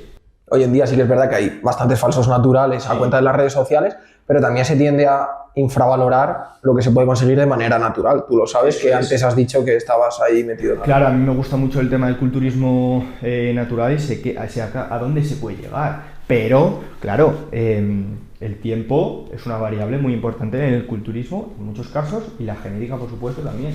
Hay personas que pueden llegar en 4 años tener un físico que parece descomunal, y en otras personas pues a lo mejor le lleva mucho más tiempo. Pero fíjate, ya estás hablando de 4 años y la gente quiere todo en 2 meses. Es que 4 años es corto plazo. Claro, es que es el corto plazo en el culturismo. No, es que lo veo imposible una persona que se plantee ser culturista entrenando realmente 4 años foco. Es muy poco tiempo. Hay personas con una genética muy muy buena y poco más.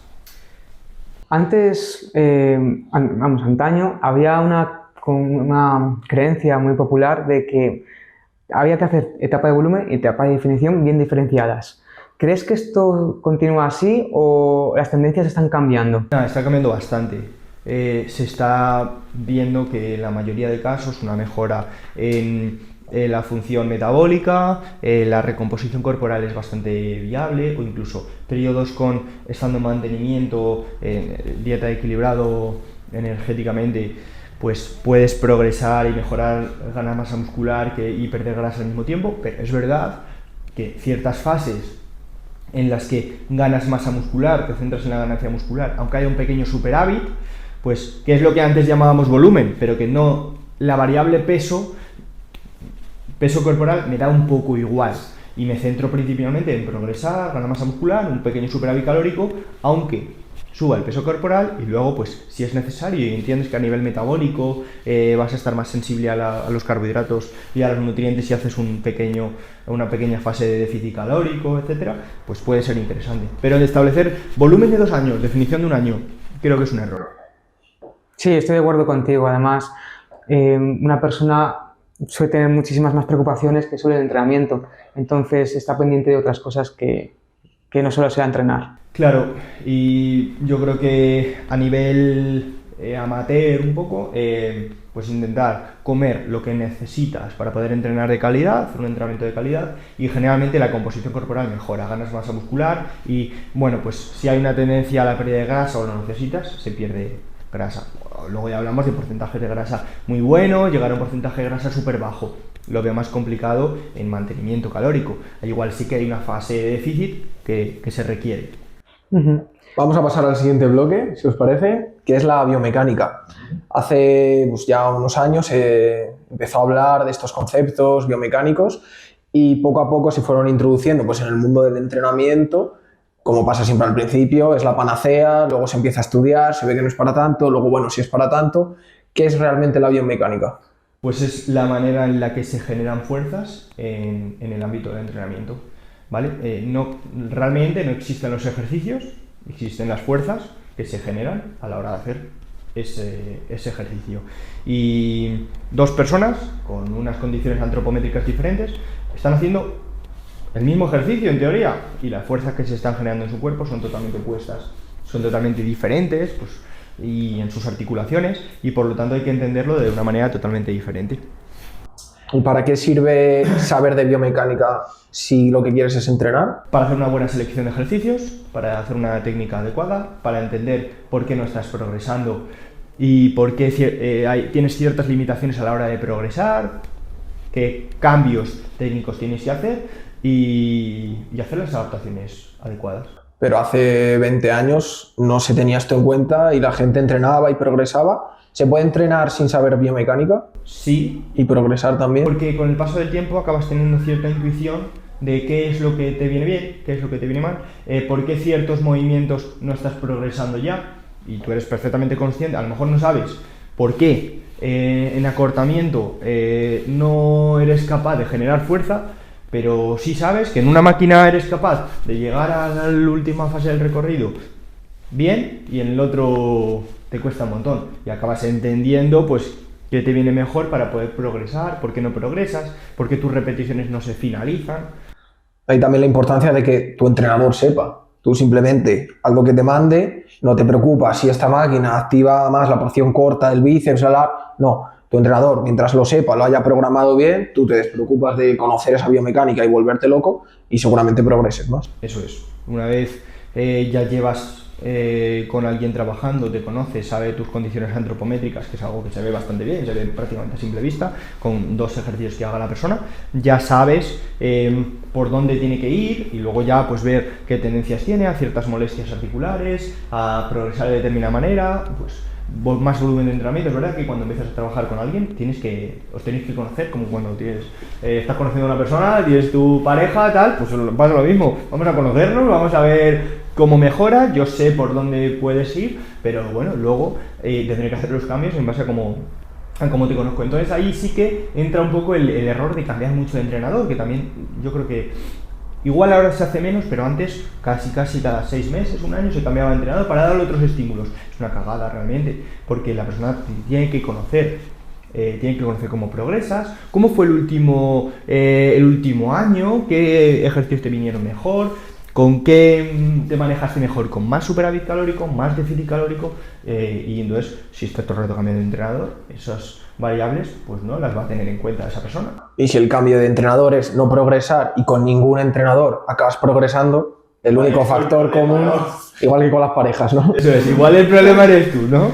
Sí, así que bueno, igual también falta una parte autocrítica. Yo trato de ser bastante autocrítico con las personas que llevo y si le tengo que decir, oye, considero que no estás yendo a entrenar concentrado, estás teniendo este problema, estoy viendo en las series pues que estás mirando para todos los lados menos a centrar lo que tienes que hacer. A lo mejor lo de beber alcohol todos los sábados no te está viniendo del todo bien, de manera sutil, pero intento ayudarle, incluso pues en ciertos aspectos un poco más psicológicos, pues me genera inseguridades en el gimnasio, tal. Cuando veo a una persona a lo mejor que siempre va muy expuesto en tirantes, tal, enseñándose y de repente pues pasa una fase en la que se le ve incluso en la cara, en los vídeos, que está con una actitud corporal mucho más escondida, mucho más tapado, en ciertos momentos que se le ve ciertas inseguridades y acaban contándotelo muchas veces. Acabas haciendo de psicólogo y eres entrenador. Exactamente, de hecho, creo que jugamos un papel muy importante a la hora del desarrollo del atleta, porque, vamos a ver, tenemos que ser tajantes en muchos casos y decir las cosas como son. Al fin y al cabo, una persona depende de nosotros. Si queremos que mejore, nuestro objetivo es ser claros y que ya sea para bien o para mal, hacerle ver a la persona que todo lo que le decimos es por su bien. Eso es, y a veces la psicología pues forma parte del entrenamiento. Hablando de biomecánica, ¿crees que las máquinas del gimnasio son importantes? Porque algo que me pasó a mí cuando me empezó a interesar todo este mundo, no tanto desde el punto de vista como vosotros, de profesional, entrenador, sino más de curioso del tema y para aplicarlo sobre todo en mí, me compré un libro de biomecánica, empecé a estudiar sobre ello, a leer, también aplicándolo al mundo de la fisioterapia para la recuperación, y me di cuenta de que esta máquina está mal diseñada, no activa tanto mi dorsal, esta polea como está, voy a yo mi 100%, pero en realidad mi músculo recibe un 30%, y claro, eso condiciona en cierta medida también cómo tú enfocas ese entrenamiento. Ahora, por ejemplo, en nuestra ciudad van a abrir un nuevo gimnasio, se supone que las máquinas que van a abrir son mejores. Claro, tú ya vas a entrenar sabiendo que el entrenamiento con tu mismo 100% que en otro vas a obtener mayor beneficio. Es cierto, pero también es verdad que a veces pues, es lo que tenemos, son las condiciones que tienes, no nos puede servir de excusa para no intentar dar el 100% y en muchos casos aprendes mucho con 4 cosas y aprendes a sacarle todo el partido. Bueno, no tengo esta máquina, pero a lo mejor con esta polea, poniendo el banco de determinada manera, puedo acabar haciendo lo mismo, poniendo la articulación de determinada manera, puedo conseguir exactamente lo mismo. Incluso muchas veces, maquinaria super top, llegas y oye, pues está hecha para una persona que mide un 80 y pesa 75 kilos, con unas condiciones antropométricas X, llegas tú y dices, estoy incomodísimo. No sé qué pasa, que estoy incomodísimo. Bueno, pues es cierto que la teoría es que se puede progresar un poquito mejor, pero luego a la práctica siempre vas a tener que hacer tus adaptaciones para ti. Determinada máquina me beneficia más, me beneficia menos. Así que necesitas aprender igual, que sea la maquinaria super top o la de un gimnasio comercial. Antes hablaste de fuerzas, que no existen los ejercicios sino las fuerzas. Teniendo esto en cuenta, ¿consideras que hay diferencias entre utilizar pesos libres, máquinas o poleas? Sin duda un peso libre pues hay que estabilizarlo a nivel articular, en muchos casos pues genera más fatiga, en algunos, no en todos los casos, pero se genera más fatiga y es una variable a tener en cuenta, pues si haces todos los ejercicios con peso libre, seguramente la sesión te va a generar más fatiga, hay ciertas articulaciones que se van a recibir más trabajo y hay que tenerlo en cuenta. Y es más cómodo hacer un ejercicio sentado que en un ejercicio en el que tengas que estabilizar todo tu cuerpo, ¿vale? Entonces son cosas que hay que tener en cuenta. Hay personas que en su contexto pues lo perciben mejor, más peso libre, y otras personas que pueden generar mejor esa tensión mecánica y ese estímulo en una polea. Pero bueno, yo creo que tiene que haber un equilibrio en una sesión, que se mejore las estructuras a nivel articular y capacidad para estabilizar las cargas, etcétera. Ni todo poleas ni todo peso libre. ¿Y podrías darnos algún ejemplo de cómo combinar ambas? Bueno, yo creo que al principio de las sesiones los ejercicios en los que más vas a centrarte en progresar en cargas pues suelen ser con pesos libres, ¿vale? Porque puedes acabar moviendo cargas un poquito mayores, sobre todo si están colocados al principio de la sesión.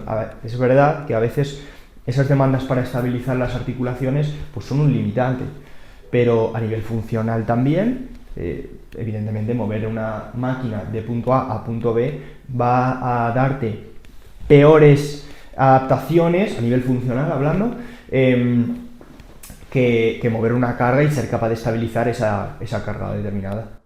Algo que veo yo con mis pacientes a la hora de cuando les prescribo ejercicio terapéutico enfocado a pues, trabajar su espalda, es que descubren que la espalda son diferentes músculos, que no es solo uno.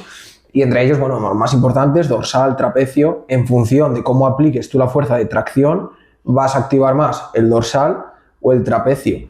¿Cuál crees que es el mejor ejercicio usando una polea y la manera en la que tenemos que colocarnos para activar el dorsal y el trapecio? Bueno, entendiendo un poco cómo está dispuesta la musculatura de origen e inserción, pues es bastante fácil. Al final simplemente hay que alinear esa musculatura. Y por ejemplo, pues el dorsal con el codo generalmente un poquito más pegado al tronco en una dirección un poquito más frontal, y el trapecio en una dirección un poquito más lateral, pues el trapecio y el deltoides posterior se va a activar un poquito más junto con toda la musculatura que envuelve la escápula. Pero ahí, por ejemplo, tampoco podemos polarizar mucho, porque hay veces que trabajar la espalda pues requiere un trabajo de espalda de mover la carga con toda la espalda, intentando dejar el codo libre, y a ese ejercicio, por ejemplo, seguramente te va a permitir progresar en cargas a lo largo del tiempo y generar un progreso a nivel de fuerza mejor que intentando centrar solo en activar el dorsal, intentar aislarlo, o activar el dorsal e intentar aislarlo. ¿Podrías decirnos, bajo tu gusto personal, algunos ejercicios que sean idóneos para cada grupo muscular? Sí, bueno, quizá es algo de lo que no me gusta hablar mucho porque depende bastante de la persona, de cómo está dispuesta, incluso a veces para activar mejor el pectoral, pues un tórax, una cavidad torácica más redonda o más plana puede ser determinante. Quizá, pues lo que hablábamos antes, un empuje, una tracción horizontal y vertical, bisagra de cadera y sentadilla de piernas. Y a partir de ahí, por ejemplo, pues un press de banca es un ejercicio muy básico, que no es el mejor, pero sí que te permite generar mucha fuerza y aprender muchísimo sobre hacer un empuje, un press militar, un remo, un polea, generalmente, porque en barra me parece un ejercicio bastante incómodo y difícil de progresar, pero al principio es fundamental, porque te genera una capacidad para estabilizar una carga y remar y ser agresivo.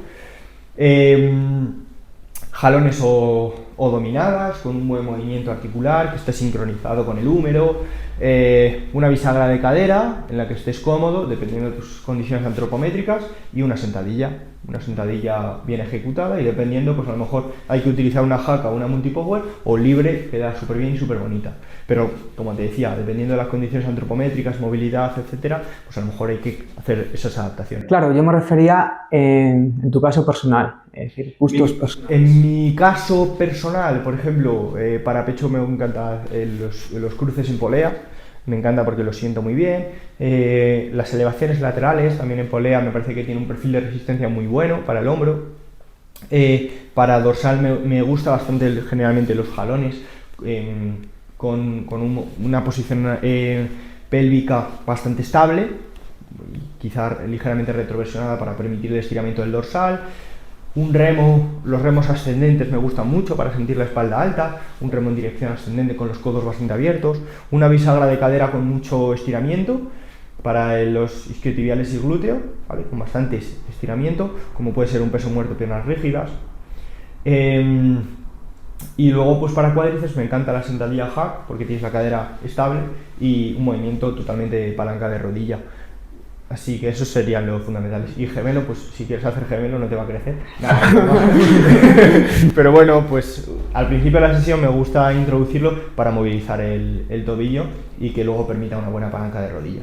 Bueno, sucede bastante como crítica de avanzados a personas más principiantes este tema de la biomecánica, típico avanzado que es más old school, que no la utiliza tanto, y ve a un chavalillo de 16 años con sus straps, que bueno, los straps son sujeciones que se utilizan para estar más estable en una polea, por ejemplo, y que no sufra tanto tu antebrazo y no te limite.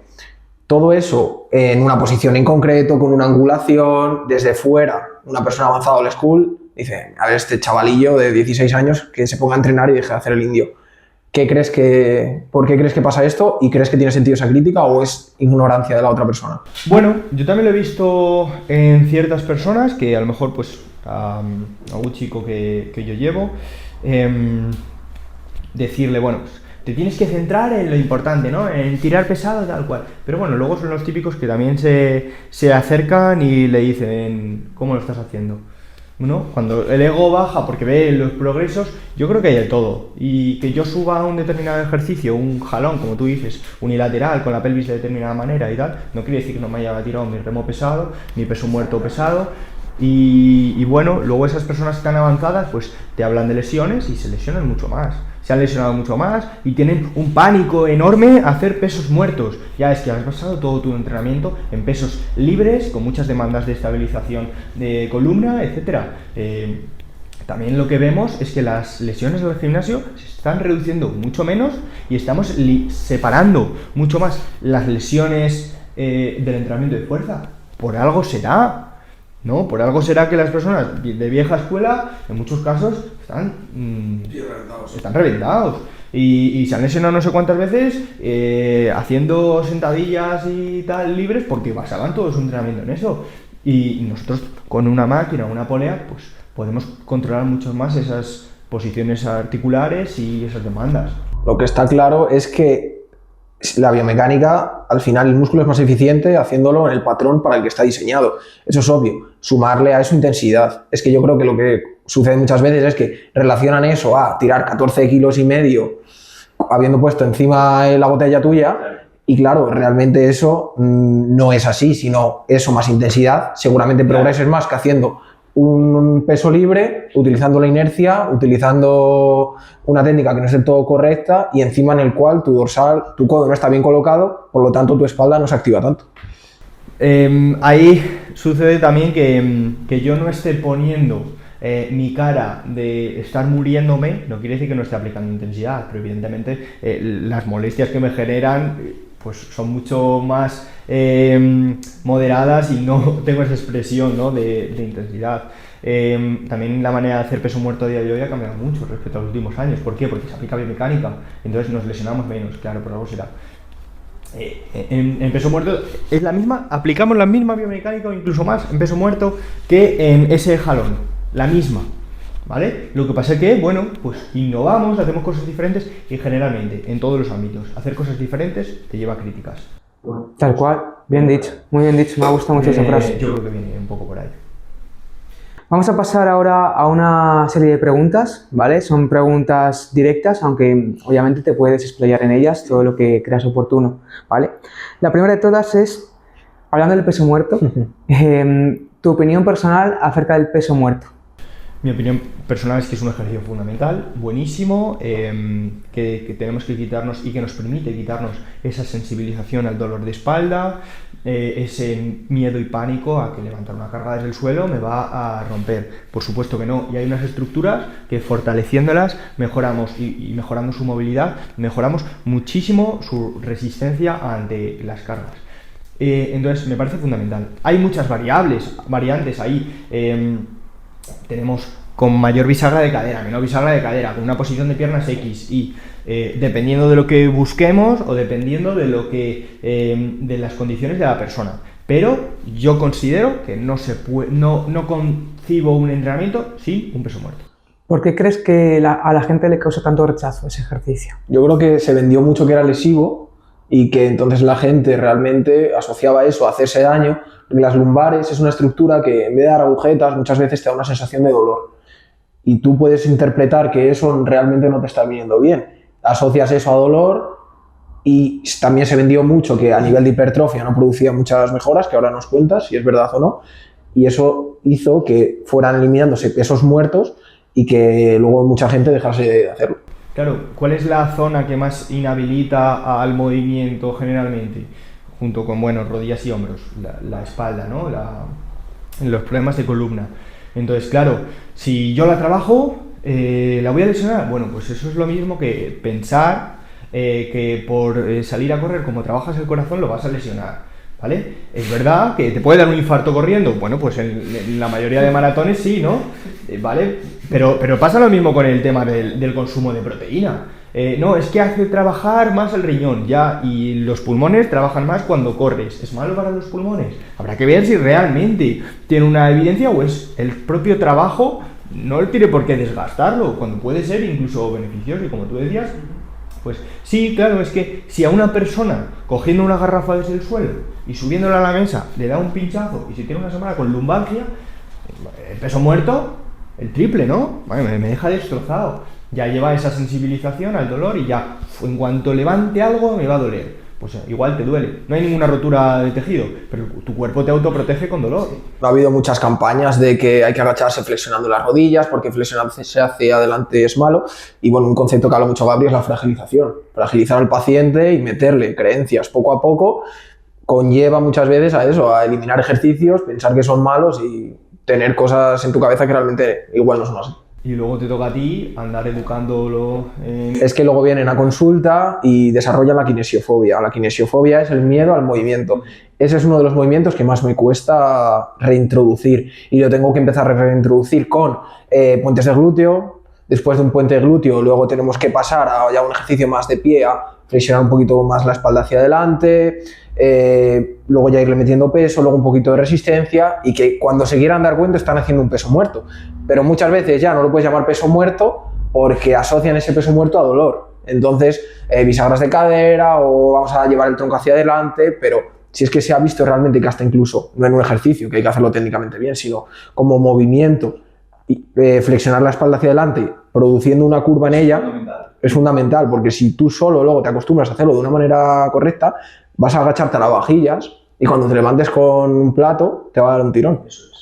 Y eso es importante que la gente lo sepa. Claro, que el cerebro, al final es quien gestiona el dolor, entienda que no hay ningún riesgo con hacer ciertas fuerzas en distintas posiciones articulares y que no lo sienta como un problema con las estructuras, las tiene fuertes, lo sabe y el cerebro no va a generar dolor ni va a haber ningún problema.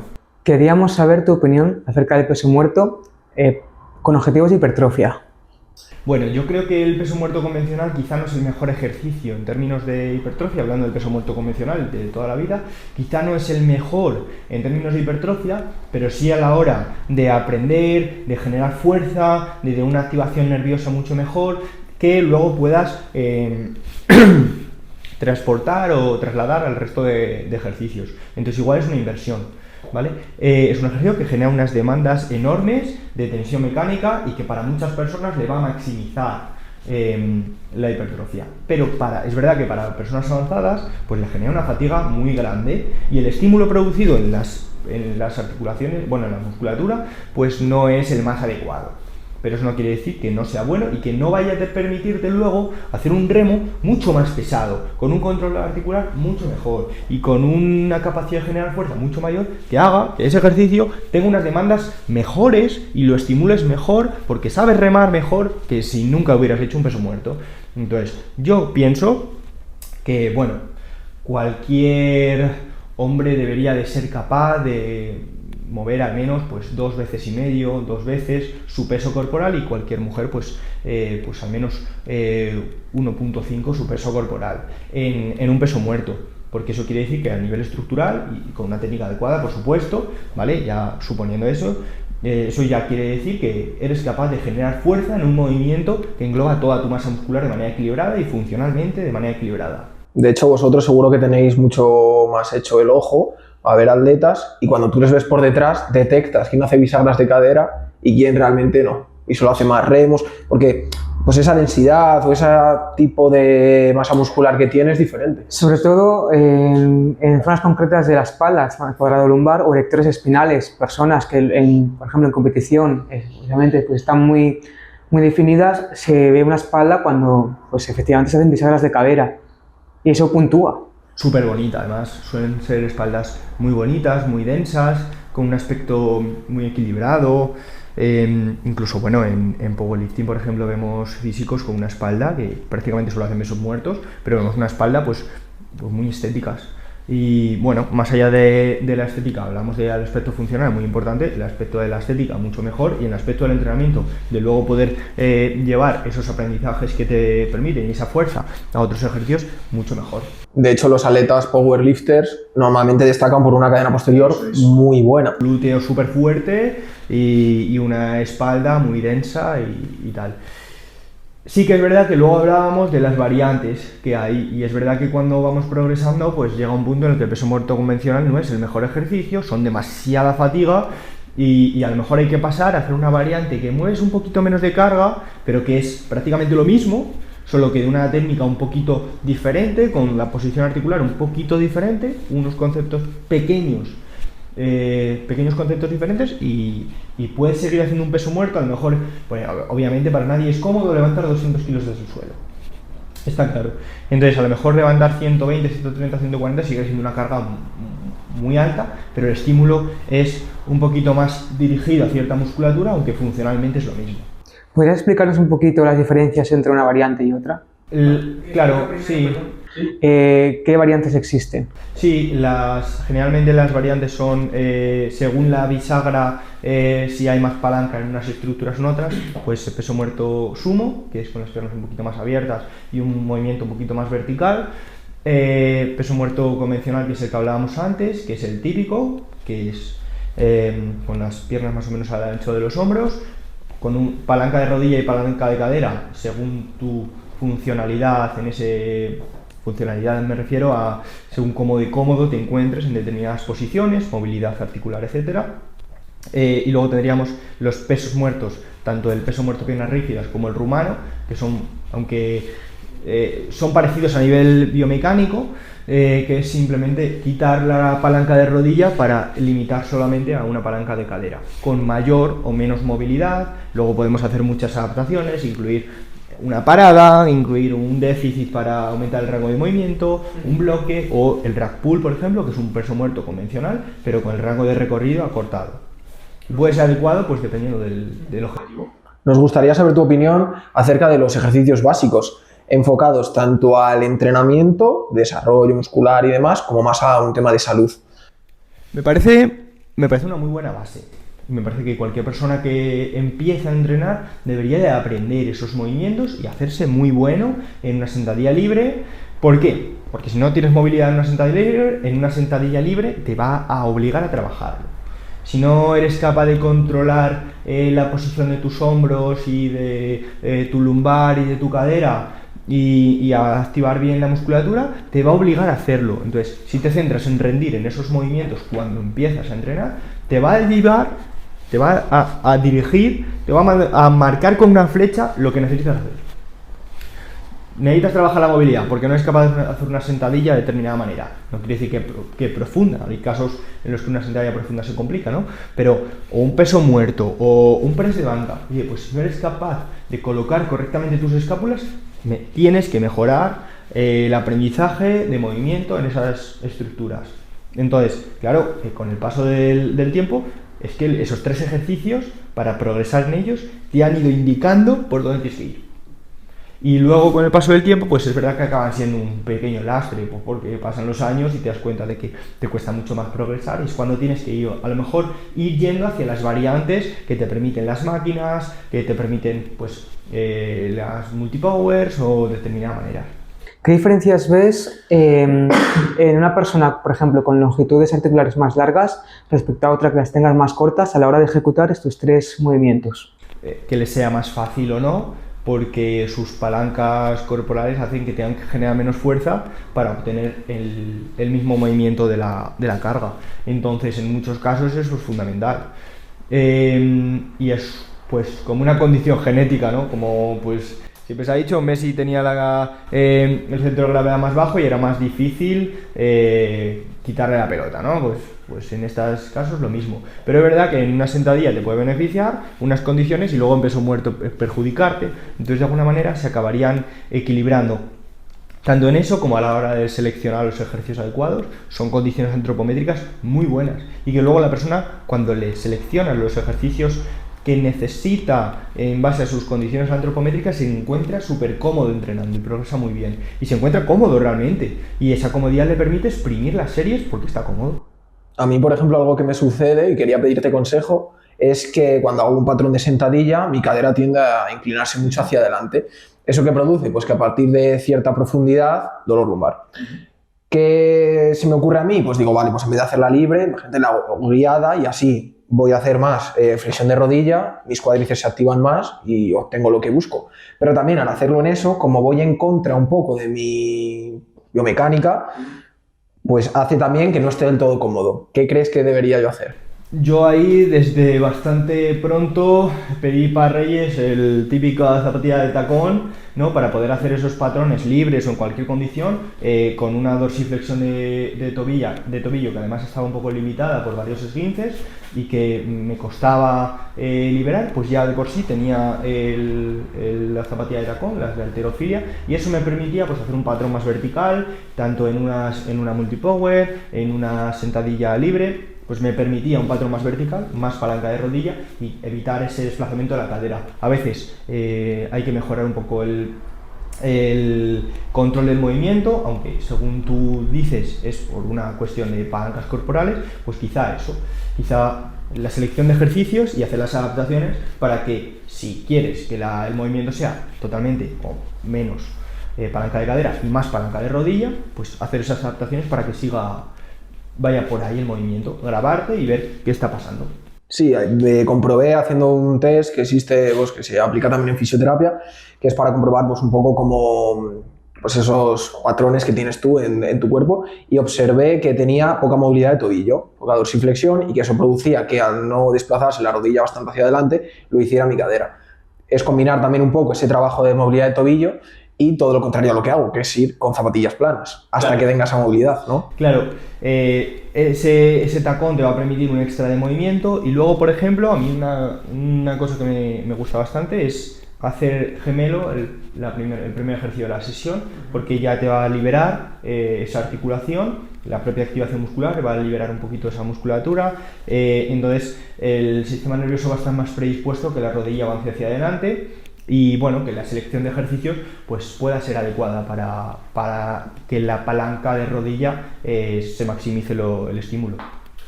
Última pregunta de esta sección de preguntas. ¿Qué opinión te merece el cardio a la hora de maximizar las ganancias de masa muscular? ¿Crees que te ayuda al progreso o que lo perjudica?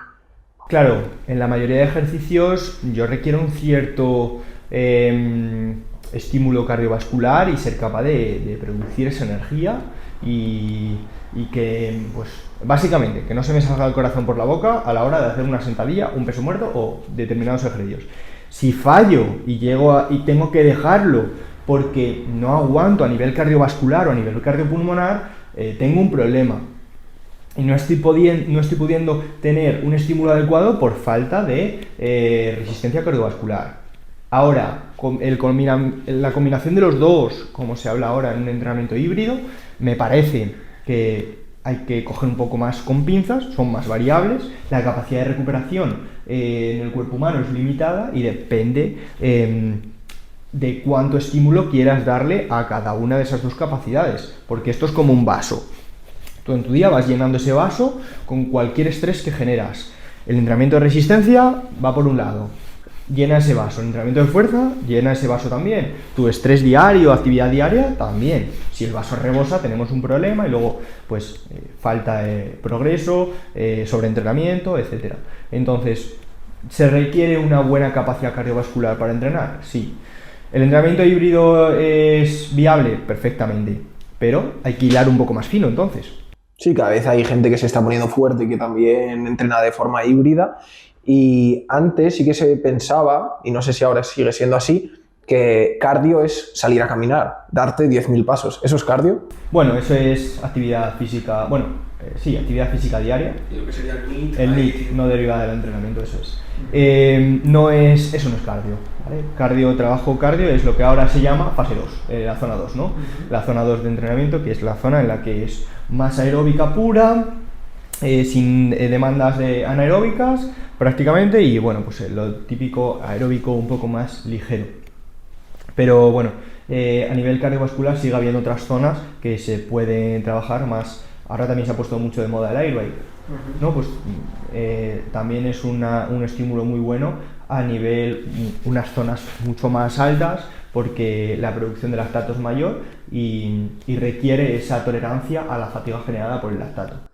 Y combinar este cardio, sobre todo en fase 2, puede producir mayores ganancias incluso de masa muscular, porque al mejorar cardiovascularmente, obviamente tu funcionamiento interno mejora, por lo tanto, esto luego lo puedes llevar a que tu musculatura funcione mejor y sea más óptimo, o al enfocarte en dos cosas, esto os lo quiero preguntar a los dos, Si te enfocas en dos cosas, vas a progresar menos sí o sí. Bueno, depende ahí del nivel del atleta y el nivel de estímulo generado por cada uno de ellos, o sea, porque en cada uno de esos entrenamientos.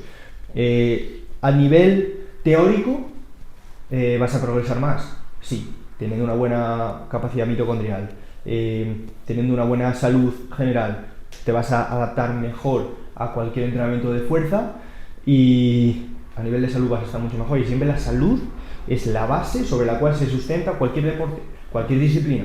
Si hay una buena salud, y la fase 2 podría ir por ahí dirigido en ese aspecto de salud cardiovascular, si se sustenta más cualquier entrenamiento posterior, se va a adaptar mucho mejor y va a haber más progreso. Pero es verdad que es un estímulo, es una carga de entrenamiento y hay que intentar que si la persona es muy avanzada, a lo mejor sí que le interfiere con su entrenamiento de fuerza, si requiere pues, un estímulo muy grande. Pero por lo general no va a haber interferencias negativas y van a ser más positivas a nivel de salud. Sí, es muy complicado combinar ambas y en ambas dar la talla. Eso es. Porque si yo sé que dentro de 3 días voy a salir a correr 10 kilómetros, es muy difícil hoy concienciarme que me tengo que reventar las piernas haciendo sentadilla. Eso es. Y al final algo interfiere. Ahora, hablando de salud, creo que sí que es muy beneficioso incluso meter diferentes tipos de ejercicios, variabilidad, para que tu cuerpo pues, al final esté lo más preparado posible. Si hablamos de hipertrofias únicamente, pues igual no es tan óptimo. Claro, igual ahora, a corto plazo, para las ganancias de este mes, no. Pero si hablamos como hemos visto la hipertrofia, hablábamos antes de un deporte, o el culturismo, de un deporte de décadas, pues seguramente sea muy beneficioso tener una buena capacidad cardiovascular a largo plazo, una buena salud que sustente el resto de aspectos. Y además se está empezando a ver que la mitocondria es un aspecto clave en la salud de la persona y ese entrenamiento cardiovascular es clave para tener una capacidad mitocondrial buena. Y ya iremos viendo que va a ser el futuro. Yo estoy seguro de que va a ser el futuro el estímulo que tenga la mitocondria para prevención de enfermedades, prevención del cáncer, por ejemplo, prevención de enfermedades neurodegenerativas, va a ir por ahí. Así que, y una de las maneras es el entrenamiento de resistencia. Luego podríamos hablar de otras maneras que ahora se hace un poco más drástico y que la gente se le va un poco la pinza con los ayunos de 5 días, personas que no tienen ni idea, las ketosis y tal. Bueno, pues esos son aspectos que igual se polarizan como en todo, ya sabes. Sí, teniendo muy en cuenta también la nutrición, si también metes un ejercicio de resistencia, la nutrición también deberá ser diferente a si solo entrenas. Claro, y seguramente puedas comer más, necesites comer más, necesitas unas demandas energéticas diferentes, sí, por supuesto. Vamos ahora a pasar a la sección de casos de éxito y de la manera de trabajar que tiene nuestro invitado.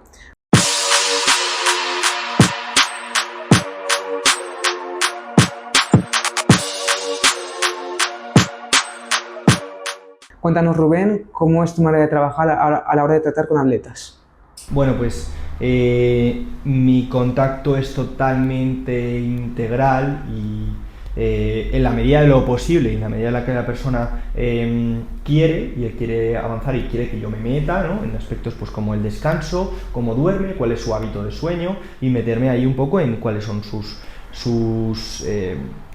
hábitos de sueño, sus hábitos nutricionales, su gestión del estrés, cómo canaliza ciertos pensamientos, pues de una manera entendiendo el entrenamiento y la salud, que también es verdad que la mayoría de personas que llevo pues no quieren competir en culturismo, simplemente quieren sentirse y verse bien, y es verdad que la autoestima, viéndose bien, mejora y la salud mental mejora mucho en muchos casos, de una manera integral.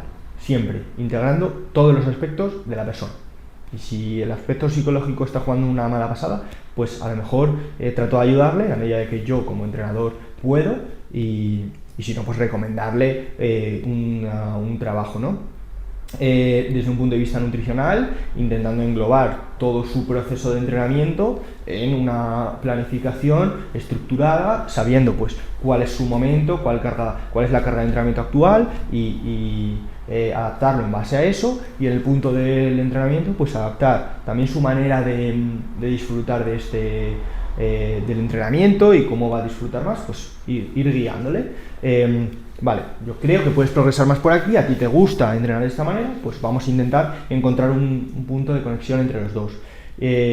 Suelo tener un feedback diario siempre trabajo online, suelo tener un feedback diario, que me cuente pues qué tal ha ido los entrenamientos, me pasen feedback en muchos casos pues por vídeo las personas y bueno, y luego intento tener un feedback cada 2 semanas completo, hacer lo que llamamos revisión, ¿no? Cada semana o cada 2 semanas, dependiendo de si es necesario a corto plazo o le puedo dar 2 semanas trabajando.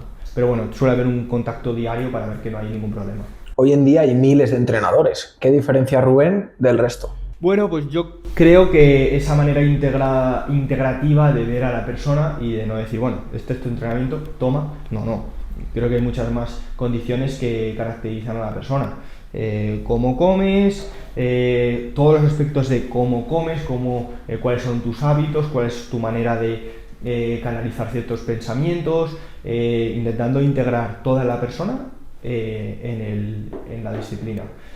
Esa es mi manera de verlo y bueno, pues yo creo que me caracteriza también el estar bastante formado y disfrutar muchísimo de esto y intentar actualizarme con toda la evidencia y bueno, yo creo que también lo difícil es poder juntar el ámbito de la nutrición, del descanso y del entrenamiento e intentar estar actualizado en todo. Quizás eso es lo que me puede caracterizar. Cuéntanos cómo podría una persona contratar tus servicios. Bueno, pues a través de mi Instagram, mis redes sociales, Rubén Rubio 7, es mi plataforma, sobre todo en Instagram, aunque también subo a TikTok, un poco contenido, subo mi día a día, subo mis entrenamientos y siempre me gusta que a través de ahí me conozca la persona, sepa cuál es mi manera de trabajar y a partir de ahí, si cree que es lo que necesita, mi biografía, tengo toda la información, mi manera de trabajar y bueno, a través de mi MD podemos estar en contacto y ahí pues hay un formulario, me tienes que rellenar un formulario con muchísimas cosillas porque hay muchos aspectos que necesito saber de ti y me pongo en contacto contigo en un plazo entre 3 y 5 días puedo tener esa planificación para empezar a trabajar juntos, después de hacerte muchas preguntas, después de darte la brasa, después de que me mandes un vídeo de dónde entrenas y después de preguntarte hasta quién hace la comida en casa, por ejemplo, ¿no? Que a veces es importante. Sí, pues, sin duda. Sí. Dejaremos las redes en la descripción de Rubén y antes de nada queríamos que nos contaras un caso de éxito. Algo que noto mucho en ti y en Gabri y pues por eso también decidí que hacer algo juntos era bonito, es la pasión y con pasión, como vosotros tenéis, se obtienen cambios increíbles. Gabri, por ejemplo, me ha enseñado algunos suyos y son muy bestias. Nos gustaría que nos contases alguno tuyo que sea a destacar, porque como yo siempre digo, no es que cambiemos, yo en mi caso, que a alguien no le duelan las cosas, no, le cambias la vida, transformas a las personas. Entonces, nos gustaría que nos contases un caso tuyo de éxito que pudiera inspirar a la gente y hacerle cambiar. Vale, pues como se me vienen bastantes a la cabeza y es verdad que no me costaría decir a uno y que otro dijera ¿y por qué no me ha dicho a mí si yo creo que estoy más fuerte o tal? Pues estoy contento y bastante satisfecho por el ámbito de ya haber llevado a alguien a competir en culturismo natural y haber sido seleccionado por el seleccionador para el Campeonato de España. Pues ese para mí, evidentemente, a nivel un poco quizá mediático, redes sociales y tal, puede ser el que más orgulloso me siento, pues porque me abrió mucho a un nuevo mundo que me gustó bastante, el ámbito del culturismo, y quiero seguir por ahí. Entonces, ese quizá a nivel de exposición es el mayor y bueno, pues muy contento porque además llevó muchísimo sacrificio y muchísima cercanía con el atleta y mucho trabajo. Y luego pues a nivel de cambios físicos, no quiero decir uno en concreto porque bueno, pues tengo tanto chicos como chicas que hay un problema de autoestima en relación con su físico de base y requería un cambio físico que yo sabía que no iba a ser la consecución de su autoestima, sino que aparte de que vamos a cambiar tu físico, vamos a intentar que tu autoestima no dependa de tu físico, ¿no? Y a partir de ahí, pues esa mejora en el físico, pues sin ese foco constante en cómo me siento, cómo me veo, pueda mejorar de una manera satisfactoria y disfrutando todo el proceso. Entonces, tengo bastantes chicos que han mejorado su porcentaje de grasa, han ganado masa muscular, pero quizás si tengo que nombrar uno, pues el culturismo, haber sacado a alguien a competir, haber obtenido un buen resultado, a pesar de que evidentemente en el culturismo siempre cambiarías cosas, ciertos detalles, tal, pero ese quizá fue mi caso de éxito y bueno, ser luego seleccionado y tal para competir en el Campeonato de España, eso fue mi momento más satisfactorio. Sí, sería interesante si eso lo tienes publicado, que nos lo pasaras para irlo poniendo por aquí mientras Rubén ha ido explicándonos y para que la gente realmente vea, porque ya sabes que la gente al final le gusta ver, anda, pues así ha cambiado de esta manera. Que sí, que a nivel de autoestima cambian, que a nivel de relación con el entrenamiento, la comida, todo cambia, pero la gente al final se queda con eso y es el principio. El caso de Laura, que venía con ciertos problemas de TCA casi, ¿no? Trastornos con la conducta alimentaria y verse muy mal y tal, y encima una educación nutricional muy sesgada por lo que se dice en redes sociales, lo que sale en TikTok, esa sobreinformación, tal, y decir, vale, una persona con muchísima disciplina pero que no está canalizando esa disciplina, vamos a darle lo que necesita. Tiene que confiar en mí muchísimo, porque lo que tiene que confiar en mí es decirle que lo que estaba haciendo y lo que le han dicho en redes sociales no sirve para absolutamente nada. Y yo te voy a llevar por otro extremo. Y que tú piensas que los carbohidratos te van a engordar y yo te voy a poner a comer carbohidratos porque necesitas que tu metabolismo mejore y tal. Y ahí pues hay una mejora de la autoestima brutal, con Mario, con Pablo, muchos chicos que estoy muy satisfecho con su progreso. Y con otros muchos que ya te digo que no digo pues porque tendría que decir una lista y no me apetece, ¿no? Pero bueno, quizá estoy muy satisfecho con la pasión que le ponen y con todos ellos, la verdad. Bueno, pues creo que es un buen final de episodio. Gracias, Rubén, por haber venido, por haber aceptado nuestra invitación. Muchas gracias a vosotros por haber querido comentar conmigo, he estado muy a gusto y la verdad que nada, que seguro que volvemos a hablar, ¿no? En un futuro, así que muy satisfecho y súper contento con cómo ha ido todo. Valoramos mucho, Gabri y yo, sobre todo ahora al principio, que estamos empezando, que confiéis en nosotros, porque no es lo mismo cuando te respaldan unos números, que esperemos que algún día lleguen, y a ti te apetece venir porque esa exposición pues te va a repercutir en algo, y el hecho de que valoremos, o sea, de que lo hagáis ahora, que todavía pues estamos más cogiendo ese rodaje, joder, a nosotros nos gusta mucho. Yo sabía que era un podcast que iba a ser muy interesante y que iba a disfrutar yo, pero sobre todo Gabri sabía que era mucho su campo y que estaba deseando que llegase, ¿verdad? Pues nada, la verdad que muy, muy contento con cómo ha ido la conversación y nada, genial, seguro que hablamos más adelante y bueno, por supuesto que cuando me habló Gabri y me dijo, oye, queremos hacer un podcast, tal, yo encantado, sea el primero, el segundo o tengáis 1 millón de visitas, pero bueno, cuando tengáis 1 millón de reproducciones volveremos seguro. De hecho, ahora sí que acabas, un segundín, de hecho, ahora sí que queremos hacerlos como un poquito más generales, como lo has visto, y luego sabemos que sois más especialistas en un campo, e incluso traerles en algún momento, pues como nos pasó con Tania, para pues temas un poquito más concretos, también, vamos, estás invitado y ya te avisaremos. Genial, pues nada. Sí, sin duda, era lo que quería decir, que tenemos muchas ideas en mente, que queremos llevarlas a la realidad y obviamente queremos contar con las personas que habéis venido desde el principio. Vamos, no será la última vez. Pues muchísimas gracias. Gracias a ti, Rubén. Pues hasta aquí el episodio de hoy, un día más en Corazones de Acero. Miguel. Lo que digo siempre, muchas gracias por escucharnos, dejar un like porque eso hace que llegue a más gente. Si a ti te gusta y crees que a otra persona le puede gustar, la mejor manera es dejando un like porque hace que YouTube lo recomiende. Suscribiros, es un número que al final pues va ayudando también a ganar cierta autoridad y que nos ayuda. Así que muchas gracias a todos por escucharnos. Os dejamos las redes de Rubén por aquí. Si vais de nuestra parte, decírselo, que nos hará ilusión. Y nada, muchas gracias a todos. Muchas gracias.